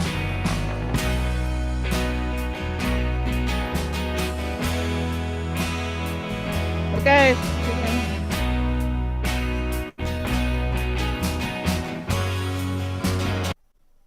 Thank you. Okay, so Kurt, can you tell me what gave it the country? I guess I thought of Eagles as like country rock or something like that, but maybe it's just rock then. Well, is there an instrumentation that kind of gives us the country? I guess maybe not. Yeah. So instrumentation has a lot to do with your genre, right? Are we going to hear rock guitar and bluegrass? Probably not, right? So genres really, so you got to listen to yourself. Okay. So I'm not getting any country or Right. any rock at all. What I am getting is two things stuck out. I don't know if you're familiar with Cracker, but it's very indie rock. So look up Cracker, Camper Van Beethoven. What's the other one? Flaming Lips. Okay, that's adult alternative, sort of alternative rock. It's not country. It's not rock. There's acoustic guitar in it, but there's no slide guitar. There's no twang in the vocal delivery. I don't hear anything about a beer, train, or horse, right? So, right, but it's just very alternative. It's very Okay. rock alternative. So it's very much like Cracker, who's been around for 30 years and still putting out songs like that and touring actively. So it's very, you want to listen to that. It also reminded me of a classic rock song that's one of my favorites by the Rolling Stones called Dead Flowers. So listen to Dead Flowers. Mick Jagger doesn't always sing on time. It's kind of a late, kind of a sloppy kind of a thing. And so those bands that I mentioned, plus Dead Flowers, is a good example of what I mean when I say it's rock. It doesn't have to be full on guitar, Tom Petty to be rock. It can be, rootsy rock or Americana. If anything, it would lean towards Americana before I even use the word country. I'd avoid using the word country. It could be it could be Americana. I considered Americana or folk rock or alternative rock. I would need it. Yeah, but it's just like, so just put indie rock. If I had to stick with category one, put indie rock like Cracker, like that kind of stuff. When I first heard it, I thought it sounded like Lola. Yeah, too. Yeah, but are you guys, anybody here familiar with Dead Flowers by the Stones? It just has that really that laid back, I don't care attitude. Like, I'm just gonna sit here, play my guitar, and do my thing. If you like it, great. If you don't, move on. Like that's that genre. Yeah. Yeah. Okay. Good job. It's a great Thanks. song. I just get the category right. Yeah. Okay, placement wise, it's No, it's perfect. difficult. Oh, okay. Yeah. Oh, the mix was it's hard because I only don't hear the mix was a little the band was a little bit over, but I don't want to say that because it could just be the way I'm hearing it. Yeah. Okay, sure. Thank you. Mm-hmm. Okay, next we have Jonathan Farrington. This is called Orbit. Let's see.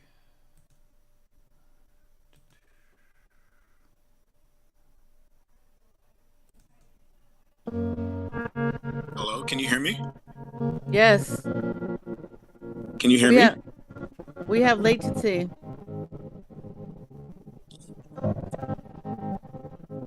Steven, you got to stop it. Can you hear me now? Yeah, I can hear you. That's weird. I mean, is this another MP3? No, it's an M4A file. Yeah, that's like movie or something. Yeah, a little higher resolution, so there's always Yeah. Yeah, it takes a long time to download. Well, I mean, I already downloaded it a long time ago, but I mean, I guess when it plays over Zoom, it It's hesitates or distorted. something. Yeah. Okay. I mean, should I keep playing some more, or?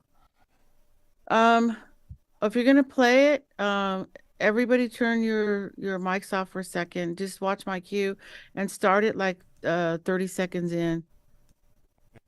Okay. Yeah, right there's good. Okay.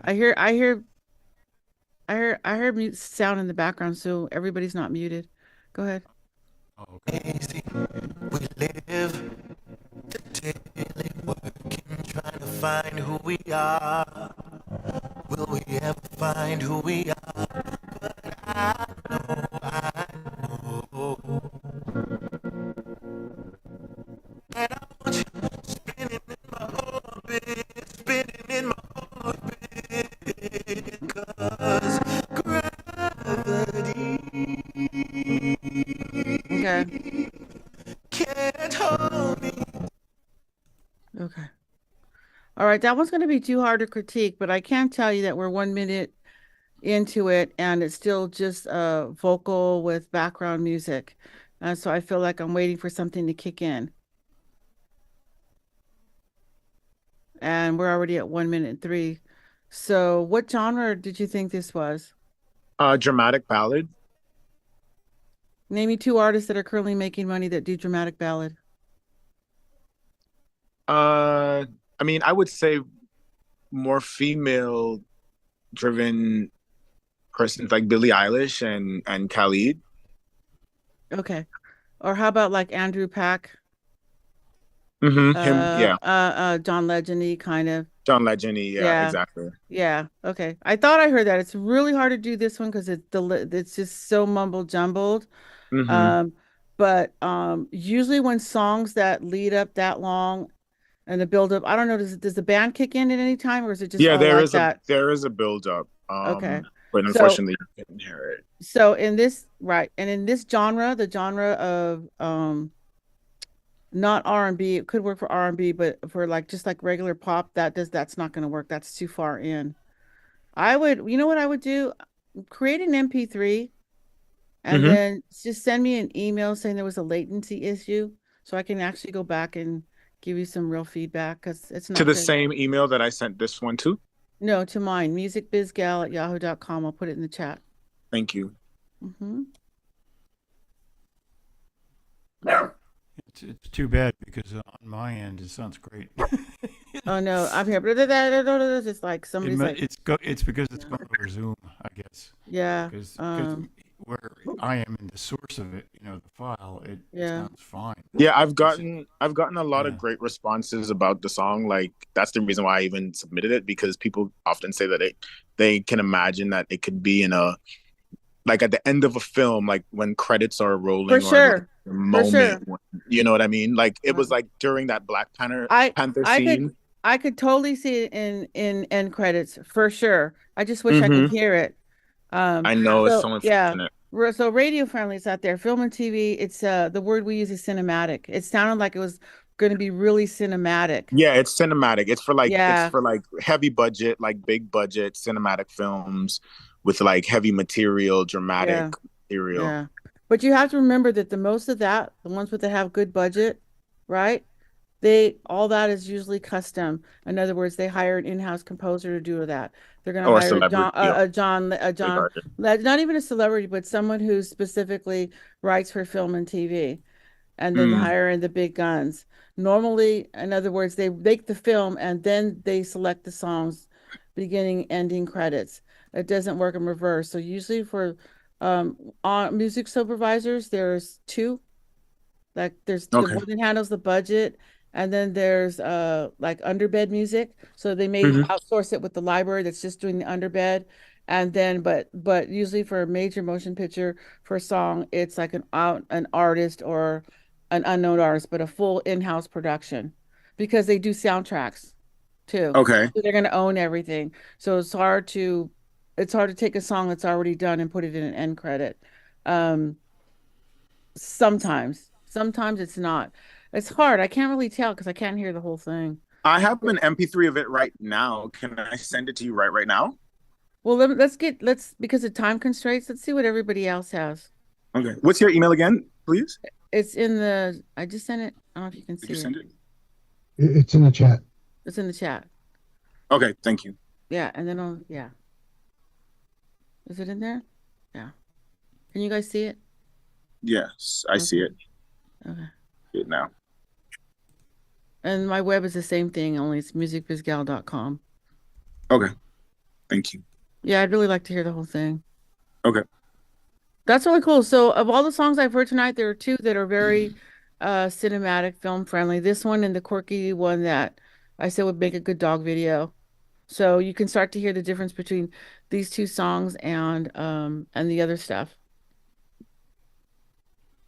Okay. Let's next up is Sven Amsterdam, and this is also a instrumental. Okay. This is called Time.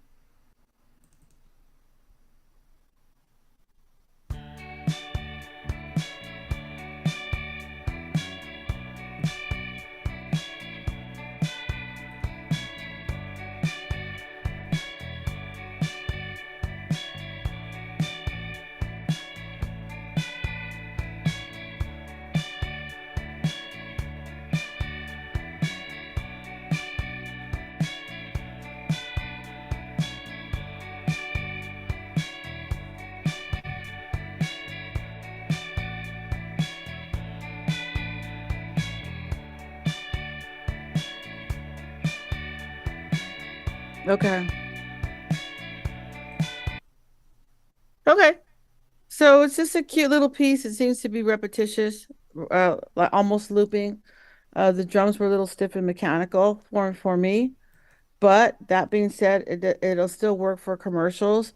I would particularly not just put this as a regular song for film and TV, but I would put a song like this, the way it's recorded, with its simplicity, almost sounding loopy, but very clean and predictable. You almost know what's going to happen in front of it. I would probably put this under bed music or bed music, what I call bed music or under bed music, because this would sell a lot there. Think of all these commercials about Ozempic and Tylenol and yeah, all the commercials, right? And can you just hear all of the descriptions? It may cause how, at the end of these pharmaceuticals, it may cause vomiting or blindness or deafness or whatever. And you hear the music in the background, that's bed music. And so good news is you could place a lot of it. Bad news is it's not a big money maker, like handing a big vocal song in film and TV. But if you're the type of person that can spit these out, and stick 100 of them on and pitch into one library at once, and then or just sell them as a total buyout, and then write 100 new more, then there's money in it. So production wise for radio and TV, it wouldn't work with me. It's too stiff, mechanical, and predictable. For bed music, it's perfect. It's exactly what they want because they don't, in commercials, they don't want the music to distract. They don't want heavy lead guitar. They don't want all the bounciness. They want you to be able to pay attention to what the person is saying. Right? Cool. So it has multiple uses. So that's where I would go in my library. But something like that, I have a lot of writers that'll send me like 100 songs that are like 1 to 2 minutes long. And I would just use them for that, for commercials. Right?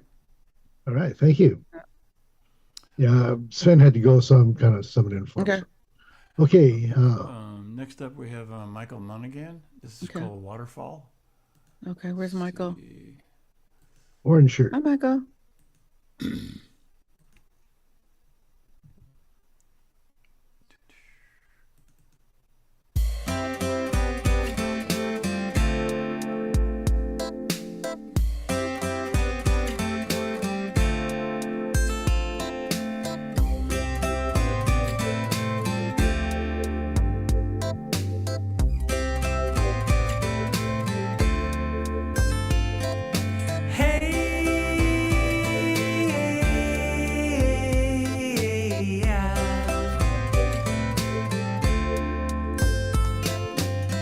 Your face is like a song, baby. I sing it to myself all day long. Little things you do make me laugh.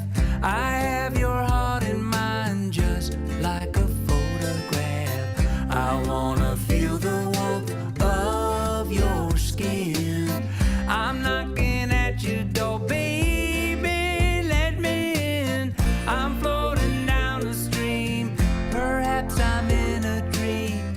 If that's the case, then Lord, let me dream on. You're like a waterfall. Ooh, like a waterfall. You're like a waterfall, baby. It rushes over me, so strong that I can't see. I lift up my face and close.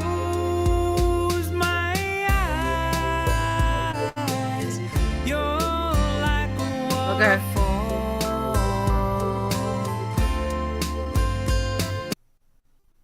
I love it. I love it. But I'm a child of the 60s and 70s, so it reminds me of the stuff I grew up with.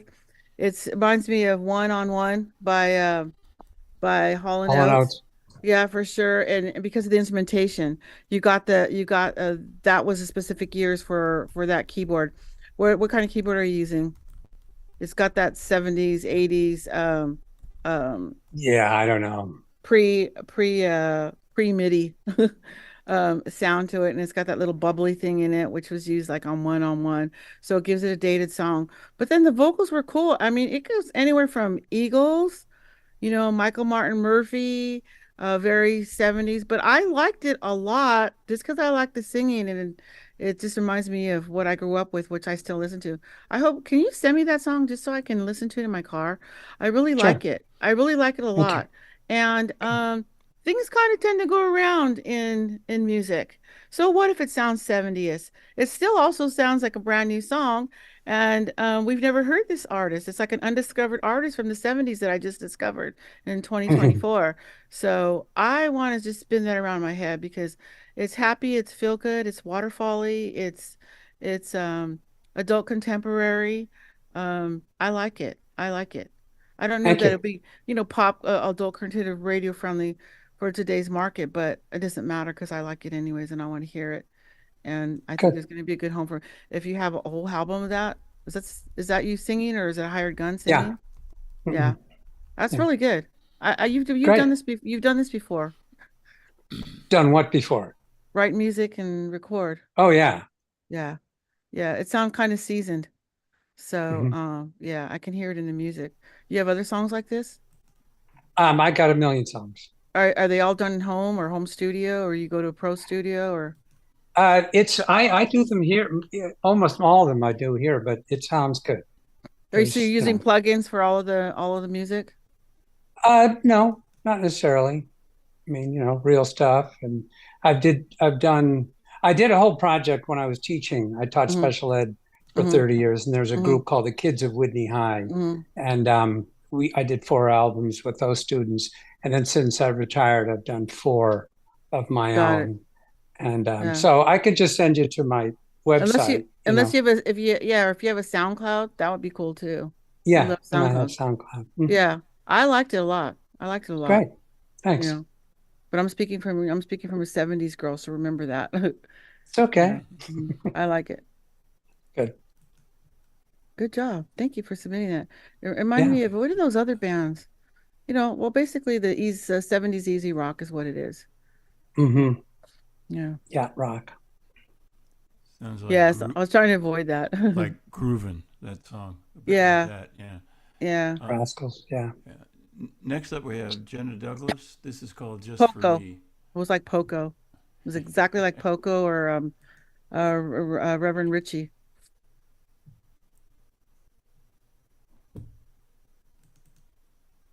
Little River Band. Jenna Douglas.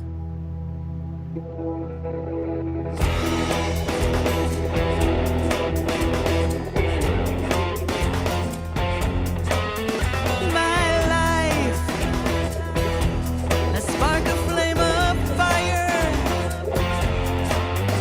inside is burning every hour, and dreams feed me when I'm cold, alone. I stand up on my own. Just for me, I'm free. My soul it loves and grows.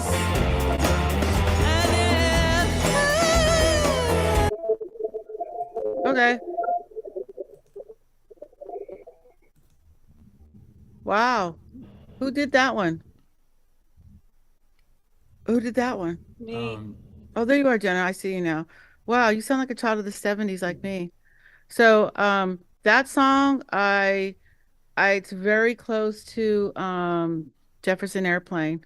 So you got to be real careful with that. Real close. I probably wouldn't take it because it sounds too that the chord structure of the room is too close to one of their songs. Um, that being said, it's a rockin' song. I think the voice is probably not matching because it's not rocky, it's not belty.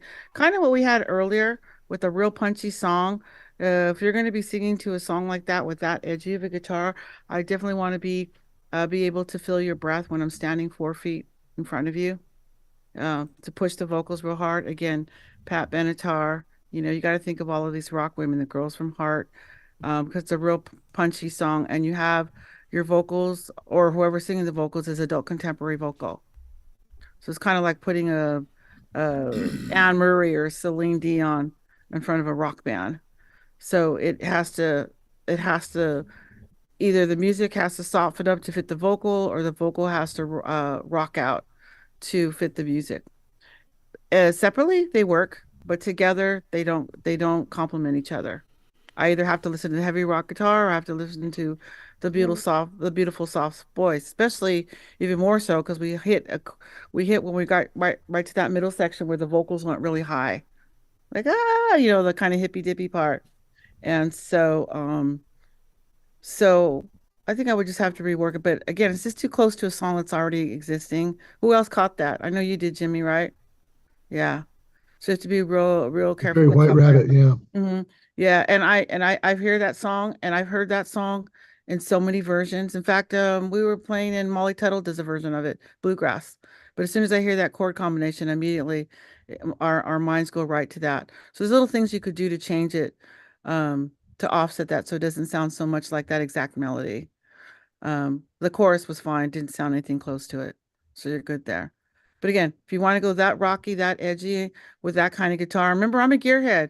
I hear the fuzz, I hear the tones, I hear if I can tell if a guitar is playing clean or if it's being run through pedals, distortion, whatever.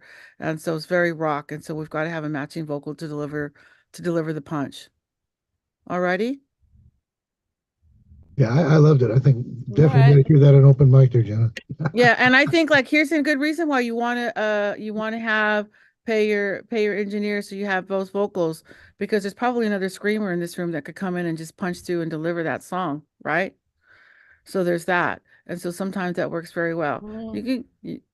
For film and TV, it doesn't matter. You don't have to have a whole album or a whole body of work that matches. Just the song has to match. So if you did that and you hired a crazy vocal girl singer to complete the song and finish it off, then that's one song in your album. And then you could do another soft song with piano, vocal, acoustic guitar.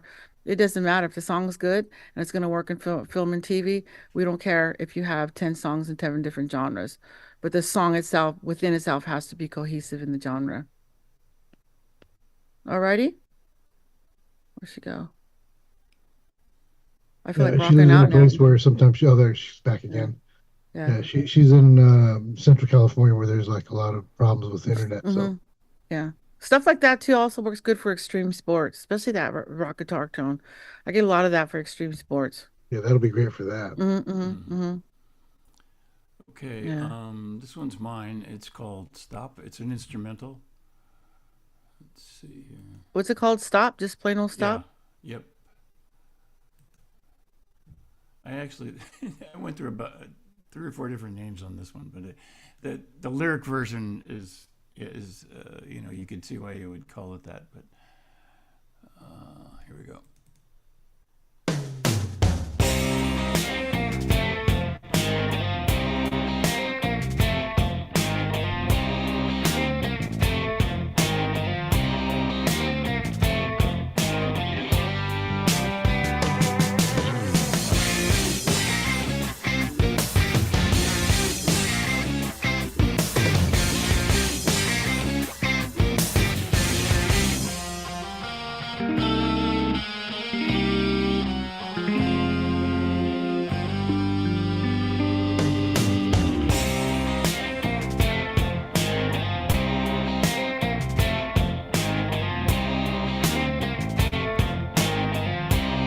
Okay.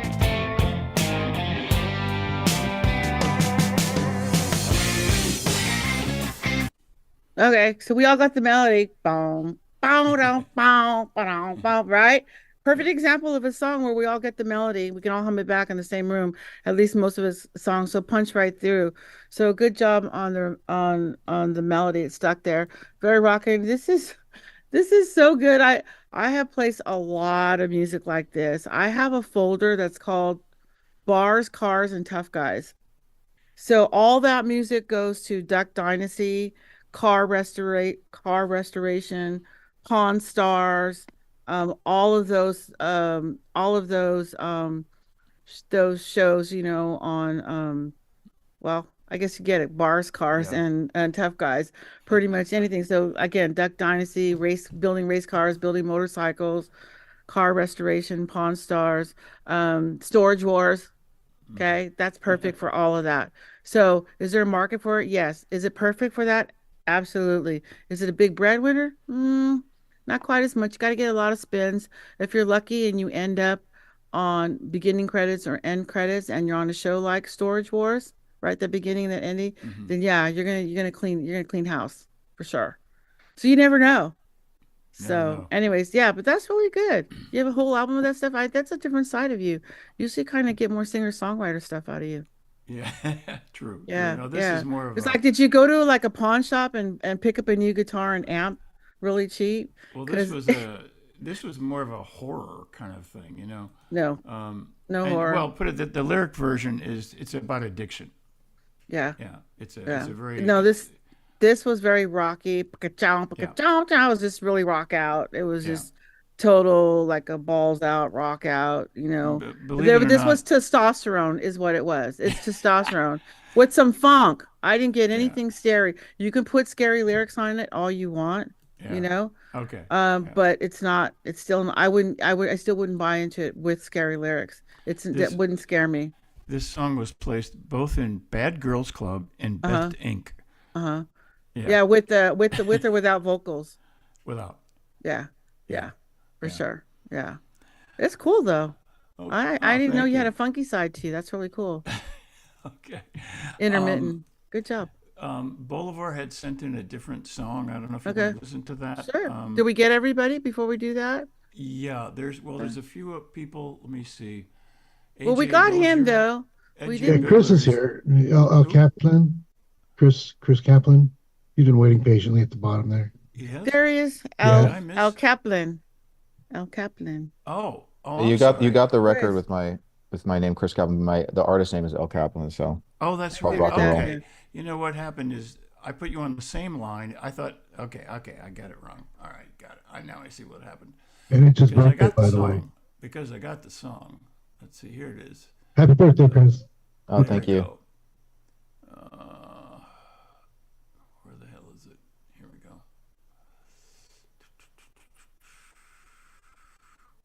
It's called Rock and Roll. Never heard of it. The genre is Americana indie rock, by the way. Americana indie rock. Okay. Thanks for catching that. Let's see. Here we go.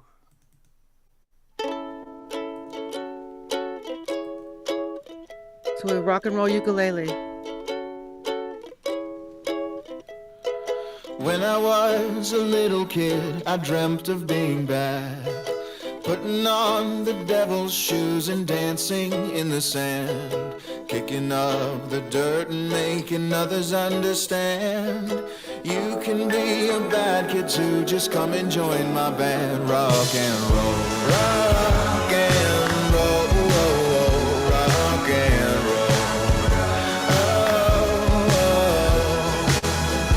Rock and roll, rock and roll. Play that rock and roll. A kid named Peter Pan, he thought himself a cook. He draped the kitchen, shut the door, and had me wait and look. Chemistry was divinity, and what he made was good. He wrote me into his fantasy, but then I burned the book. Rock and roll, rock and roll, rock and roll. Rock and roll, rock and roll. We're good. Teenage love is like a drug, it makes. What a fun song. Thank you. Yeah, it was pretty fun. I liked it. This could be a headphone thing, but way too much instrumentation on the chorus. Mm. It was our brains are small. You're making us listening to the clap, right? And everything, every instrument in there. Wow, you're delivering the most important part of your song, which is the chorus and the hook. So it sounded like you threw the whole kitchen sink in when it came to instruments on the chorus. You can switch, you can alternate. Also, it threw me off just a little bit. You had that low twangy guitar. I think it's intentional because that tone you use on that guitar, on that low register, is very representative of classic rock and roll. Right. But I think it was just too much in the song. I think if you put the different sounds that you're trying to represent in what you're thinking rock and roll is to you, that I would use pieces and then change them out instead of trying to put it all in there at once because it was really low. I would like to hear that tone in the chorus, but without all the other stuff. And then maybe when you get to line two, switch to a different instrument that might be reminiscent of the story you're trying to tell. It's a great song. It was just Thanks. just a little too much things going on. And I hear that a lot because you're trying to deliver some messages, what's going on, and you don't want to leave anything out. So if that's the case and you don't want to leave anything out, just alternate different things. There's a couple songs that have been written about alcohol, about rock and roll, and then they'll mention a name, right? They'll mention a classic rock name. I'm trying to think of some of these songs. Maybe it's a Paul Simon song, but anyways, where they're talking about the old greats and the old classics, and then they'll twang their guitar. If they mention Johnny Cash, they'll just hit a little twang guitar, and if they're mentioning, a different artist or something like that, they'll go with a different twang. So overall, the song, the lyrics were fine. Hook was really in there. It was but it was kind of novelty. I wouldn't call it's not classic rock, it's not rock, it's not pop, it's but it's not country. It's just, and it's not Americana. It's just indie, like an indie rock or independent artist kind of thing, more songwriter. Like I said, I was all in until I got to the chorus, and there was too much. Gotcha. I mean, and you guys can look at this. You guys are looking at your screens, or your engineers looking at your screen. Like, did you engineer this yourself? I produced it myself. Well, I worked with a co-producer at the end, but yeah, the majority of it were textures and stuff that I did myself. Yeah. Right. So you're going to see, yeah, it's two textures. You're going to see, I mean, how many layers of stems and instruments are there? It's probably a lot if you compare it if you compare it in comparison to the verse. Right, So there's a lot. So it's okay if you want to get all those sounds in, but just not all at the same time, not while you're singing and not during the hook part. Gotcha. Just alternate. I think that would just clean it up. And instead of sticking to 10 people, it would stick to 20 people in the room. Gotcha. Okay. Okay. We have two fixes for the imperfect wave files before. One from Jonathan, one from Bolivar. Did you want to listen to those? I want to hear Jonathan first because I heard Bolivar's already. I got enough of his, but I really want to see what Jonathan's got cooking. That's Orbit, right? Yeah. Okay. Let me.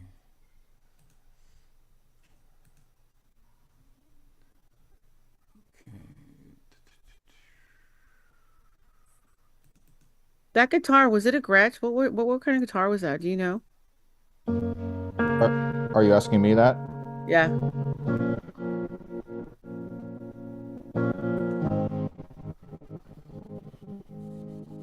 Can't hear me speaking, can you? Yeah, but just give me a minute. Yeah.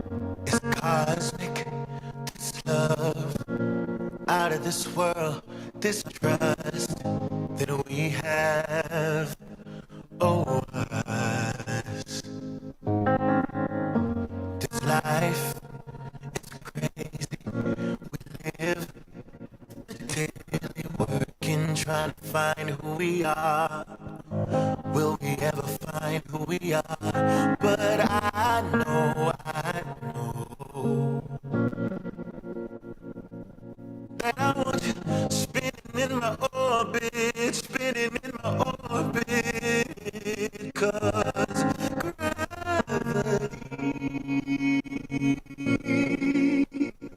can't hold me down.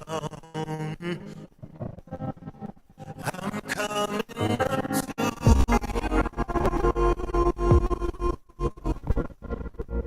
Okay. Stop, Steven. I'm coming up to So right when it got to the chorus, it's just too corrupted. It's too corrupt. I don't know why Yes, it's doing that. I sent you a version of it. I don't know. All right, that's good enough. Okay. But I like what I think I heard so far, and then it works. A lot of times you can't be putting songs out that don't have a clear verse and a chorus, or you don't get to the chorus right away, and all these rules. But in this particular case, I think it was fine. I just wasn't sure. I was thinking it was going to go EDM on me on the chorus. No. I was almost hoping it would, but then it went more. It just kind of stayed that way. So I need to hear the whole thing. So I'll get back to you on that. Okay, But beautiful voice, beautiful tone, great statement piece. And I really like it. I really think it's universal enough that it could actually be film credits. Thank you. Yeah. And I'm Yeah. also open to collaborating with any producers here like that are serious about submitting songs for sync as well. So Where's home? Where's home for you? I'm in Los Angeles. Okay. And getting back to our previous song, thank you for that. I'll listen to it. Thank you. Our previous song, I was asking you what kind of guitar that was used for that, for the low twang. That was actually a Strat that I just kind of messed with the sound a little. I was trying to get like a baritone or semi hollow body sound. So that was a Strat. That's what I was kinda- thinking. I was thinking it was like a hollow body, and I was like, it puzzled me how you did that. That's why I wanted to know. I wasn't sure. I always question myself when I'm not sure. 'Cause I'm pretty good at guessing that kind of stuff, but okay. So you're going for a hollow body sound, but you tricked it out with a Strat. Yep. Just a regular Strat or a fat Strat? Just an American, just an American Stratocaster. American? Yeah. Oh, okay. Interesting. Because it did sound like that big Sandy sound, with the big guitar, with the big legendary rock and roll sound. Well, good job on that. Some people pay a lot of money just to get that tone. Good job. All right, what else? What else do we have? I think that's it, unless you wanted to listen to that other song that Bolivar, right? That Bolivar sent in. Yeah, let's see if it's clean. It's actually a different song. Yeah. All right, let's see if it's clean. Song. Yeah, it's clean. It should be 10B3. All right, go ahead and just play it. All right. I see Susie Strange, but we didn't get a submission from her. I want to make sure we didn't miss it. Okay. No, she did one. Did she do early? Did she do one earlier? Yeah, it was my father's. Oh, there you are. Yeah. Okay. There you are. I just want to make sure we didn't. And Papa Satch, I'm familiar with his music. Okay. AJ Bigler, we didn't do. Let's see, who else? Wilson Sandoval. I don't think is here. Solomon Melnick or Lauren Perot. They sent a Spotify link. Yeah. So yeah, let's. We did good. Okay. Listen to this.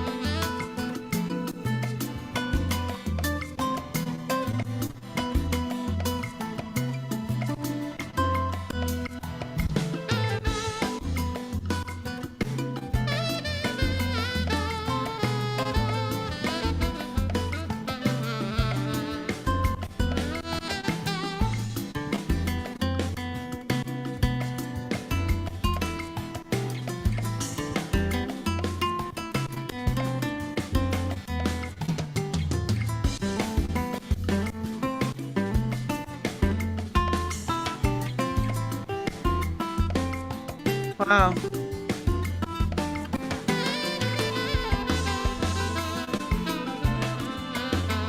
That's good. Wow, it's really good. Who's playing all the music? You have? Are you in it? Did that come through okay? I kind of proof. Do you have a band, or is that all you playing all those instruments? I have some guys that put together, but yeah, that's me on the trumpet, that's me on the keyboard, that's me on the percussion, that's me on the keys. Yeah.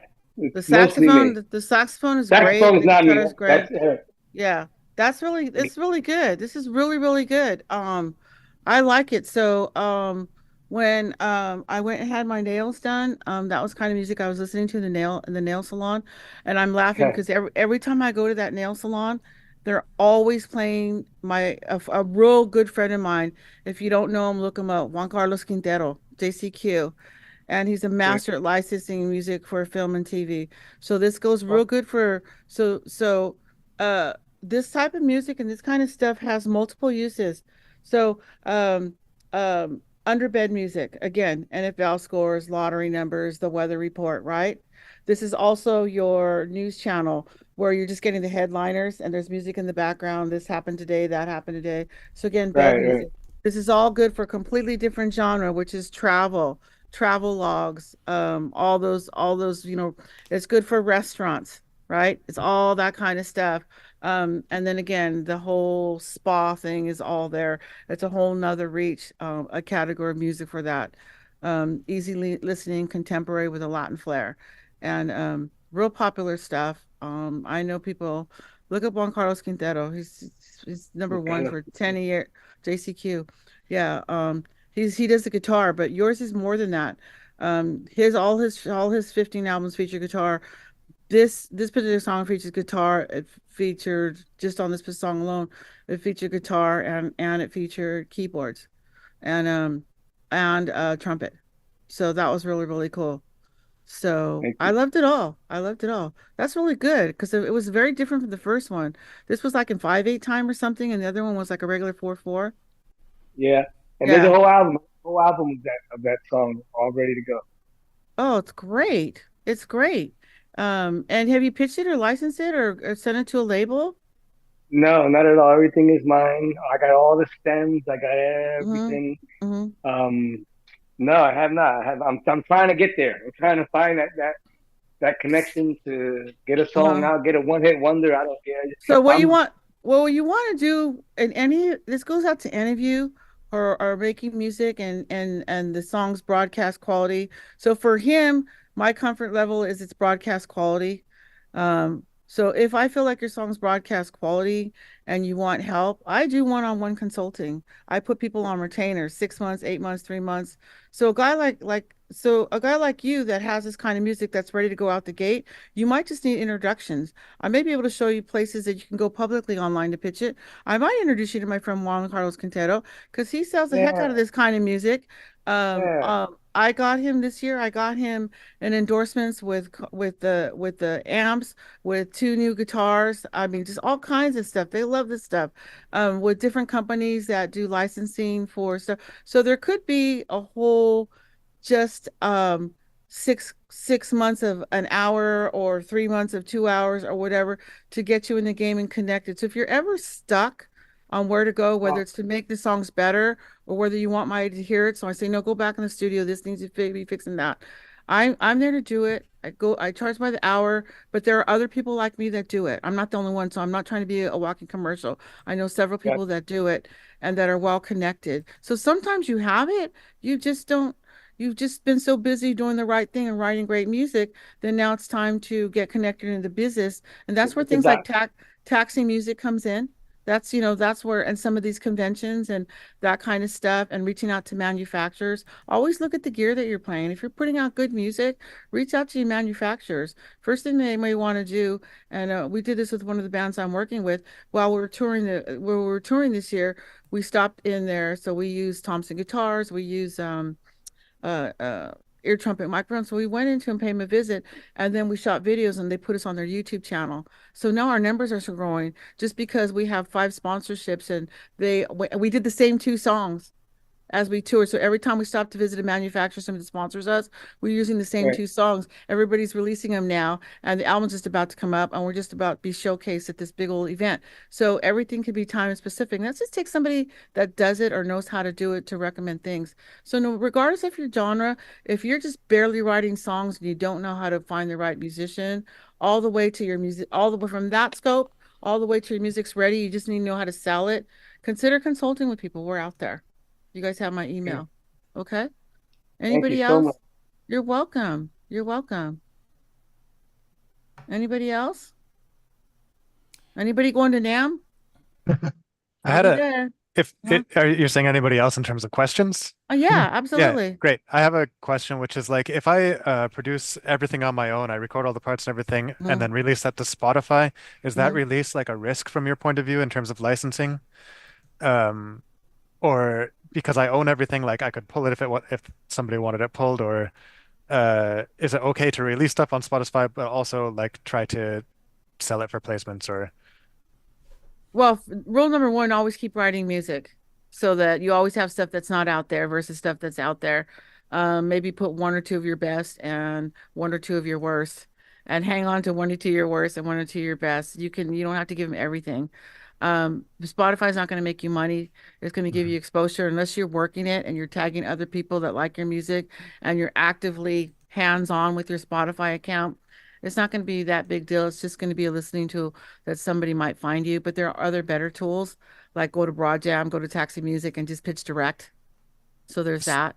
if I All right. release something on Spotify, should I not release it? Should I not submit it to Taxi, for example? No, you can really, well, if you know Taxi, Taxi is a job board. So each listen will tell you we want something new, something it'll tell Okay. you it can't be out there. It's my experience, and I've done this a lot with what's his name? It's not here. Papa Roach or Papa, what's his name? Papa Satch. Okay. So anyway, so like with his music, so he's put a lot of it out there, and then I'm helping him as licensors are coming. He'll tell them, well, I have this on Spotify. They go, I don't care, but he'll just take it off, and he's not getting a lot of money. Yeah, yeah. How bad is it going to hurt you to take a song off Spotify that's earning you a nickel a year? Is it going to hurt you to just take the dang thing down? You know what I'm saying? No, that And was my most and question. most Yeah, and most of the exactly. buyers know this. Like if you're a big artist, ask the question. But really some of these questions aren't askable unless you're earning 10,000 a year on the song. If I was to make a rule, Yeah, good. No, perfect. Exactly. Is that, Exactly what I was asking. Yeah, yeah, that because 0% of zero is still zero, right? But my right. So you just always want to see, well, it's a song earning to you and that. And most people, when they hear a song, they'll ask you to take it down, but it's already out there, then it's kind of good to you. So just don't mention it.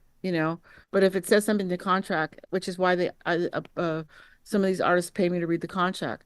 I'm like, well, it says here, so you need to let them know that it's on Spotify. And then he goes, oh, that's okay. And I'm like, okay, you need to send him an email saying, per our conversation, or here's a recap of our conversation. I'm going to go ahead and sign the contract. And you are aware that's already out on Spotify. Right. got it. And just put Yeah. it in writing, because saying it is one thing. Yeah. Put it in writing. So anything you do, keep just to recap, per our conversation, you said I can expect A, B, C, D, and E. And then that's it. It's out there. Now, what you want them to do is go ahead and sell the heck out of it, because it's going to help you with your sales on Spotify. Because they made it popular, just like a TikTok or an Instagram video would do. It could go viral, right? Because it made it into film, it made it TV. A lot of artists are discovered by being on film and TV. Right. Yeah, perfect. Thank Yeah. you so much. Yeah. So hopefully that answers it. It did. Yeah. Anybody else have any business questions or anything? I just had one question, if that's all mhm. right. I really appreciate the guidance that you gave about what should be like on the lyric sheet, the contact and everything else like that, the BPMs. That was really great. Do you think we should also put the genre, if we strongly believe we know what the genre is, or just leave the genre off and leave it up to No. the music supervisor to N- make a judgment? No, you can just put it out there, but you need to know it. If you're going to call it a genre, tell the music supervisor, name 3 artists that you sound just like that are doing this. You can't just say oh my God, what was that one we had, Jimmy? The one guy, it was like intergalactic rock and indie EDM. Now the song was exactly that, and it was a cohesive song, but and it worked. It was probably a rare coin, but you really want to be specific. So then name other, you want to be able to name what you're doing, be familiar with your market, because we'll test you on that. I was pretty easy on you guys, but if you notice, I'll say name me an artist, name me a bluegrass song that has a rock guitar in it. Like, you're going to be challenged. So expect to be challenged and know your genre. And the more that we see you understand what our field and what we do, the more we're going to want to work with you. Because we don't want to go back and educate and re-explain. We lose time and money, So there's that. And another thing that I'll do is with you guys, you just hang on to my name and number. I've got calls 2-3 months later going, I saw you at SongNet, and I got asked to this song. They're offering me like X amount of dollars, and it's a 50-50 deal, and I don't understand why they're taking 50. And I'm like, okay, calm down. Here's my fee. How many pages of contract? I'll read it, and it'll take me an extra hour. That's 2 hours. Here's my fee. It's $120. We'll get it done. I'll read it. And that, so I can just be the go-to person for that one thing that you're freaking out. But don't say no. Never say no, even if it sounds like a bad deal. Unless you're a pro at this, don't say no. Here's what you're going to say. You know what? That sounds pretty good. Let me go over this and give me a day or so to get back to you, and I'll follow up. And then you call me in a panic, and then we figure out what's going on. Okay?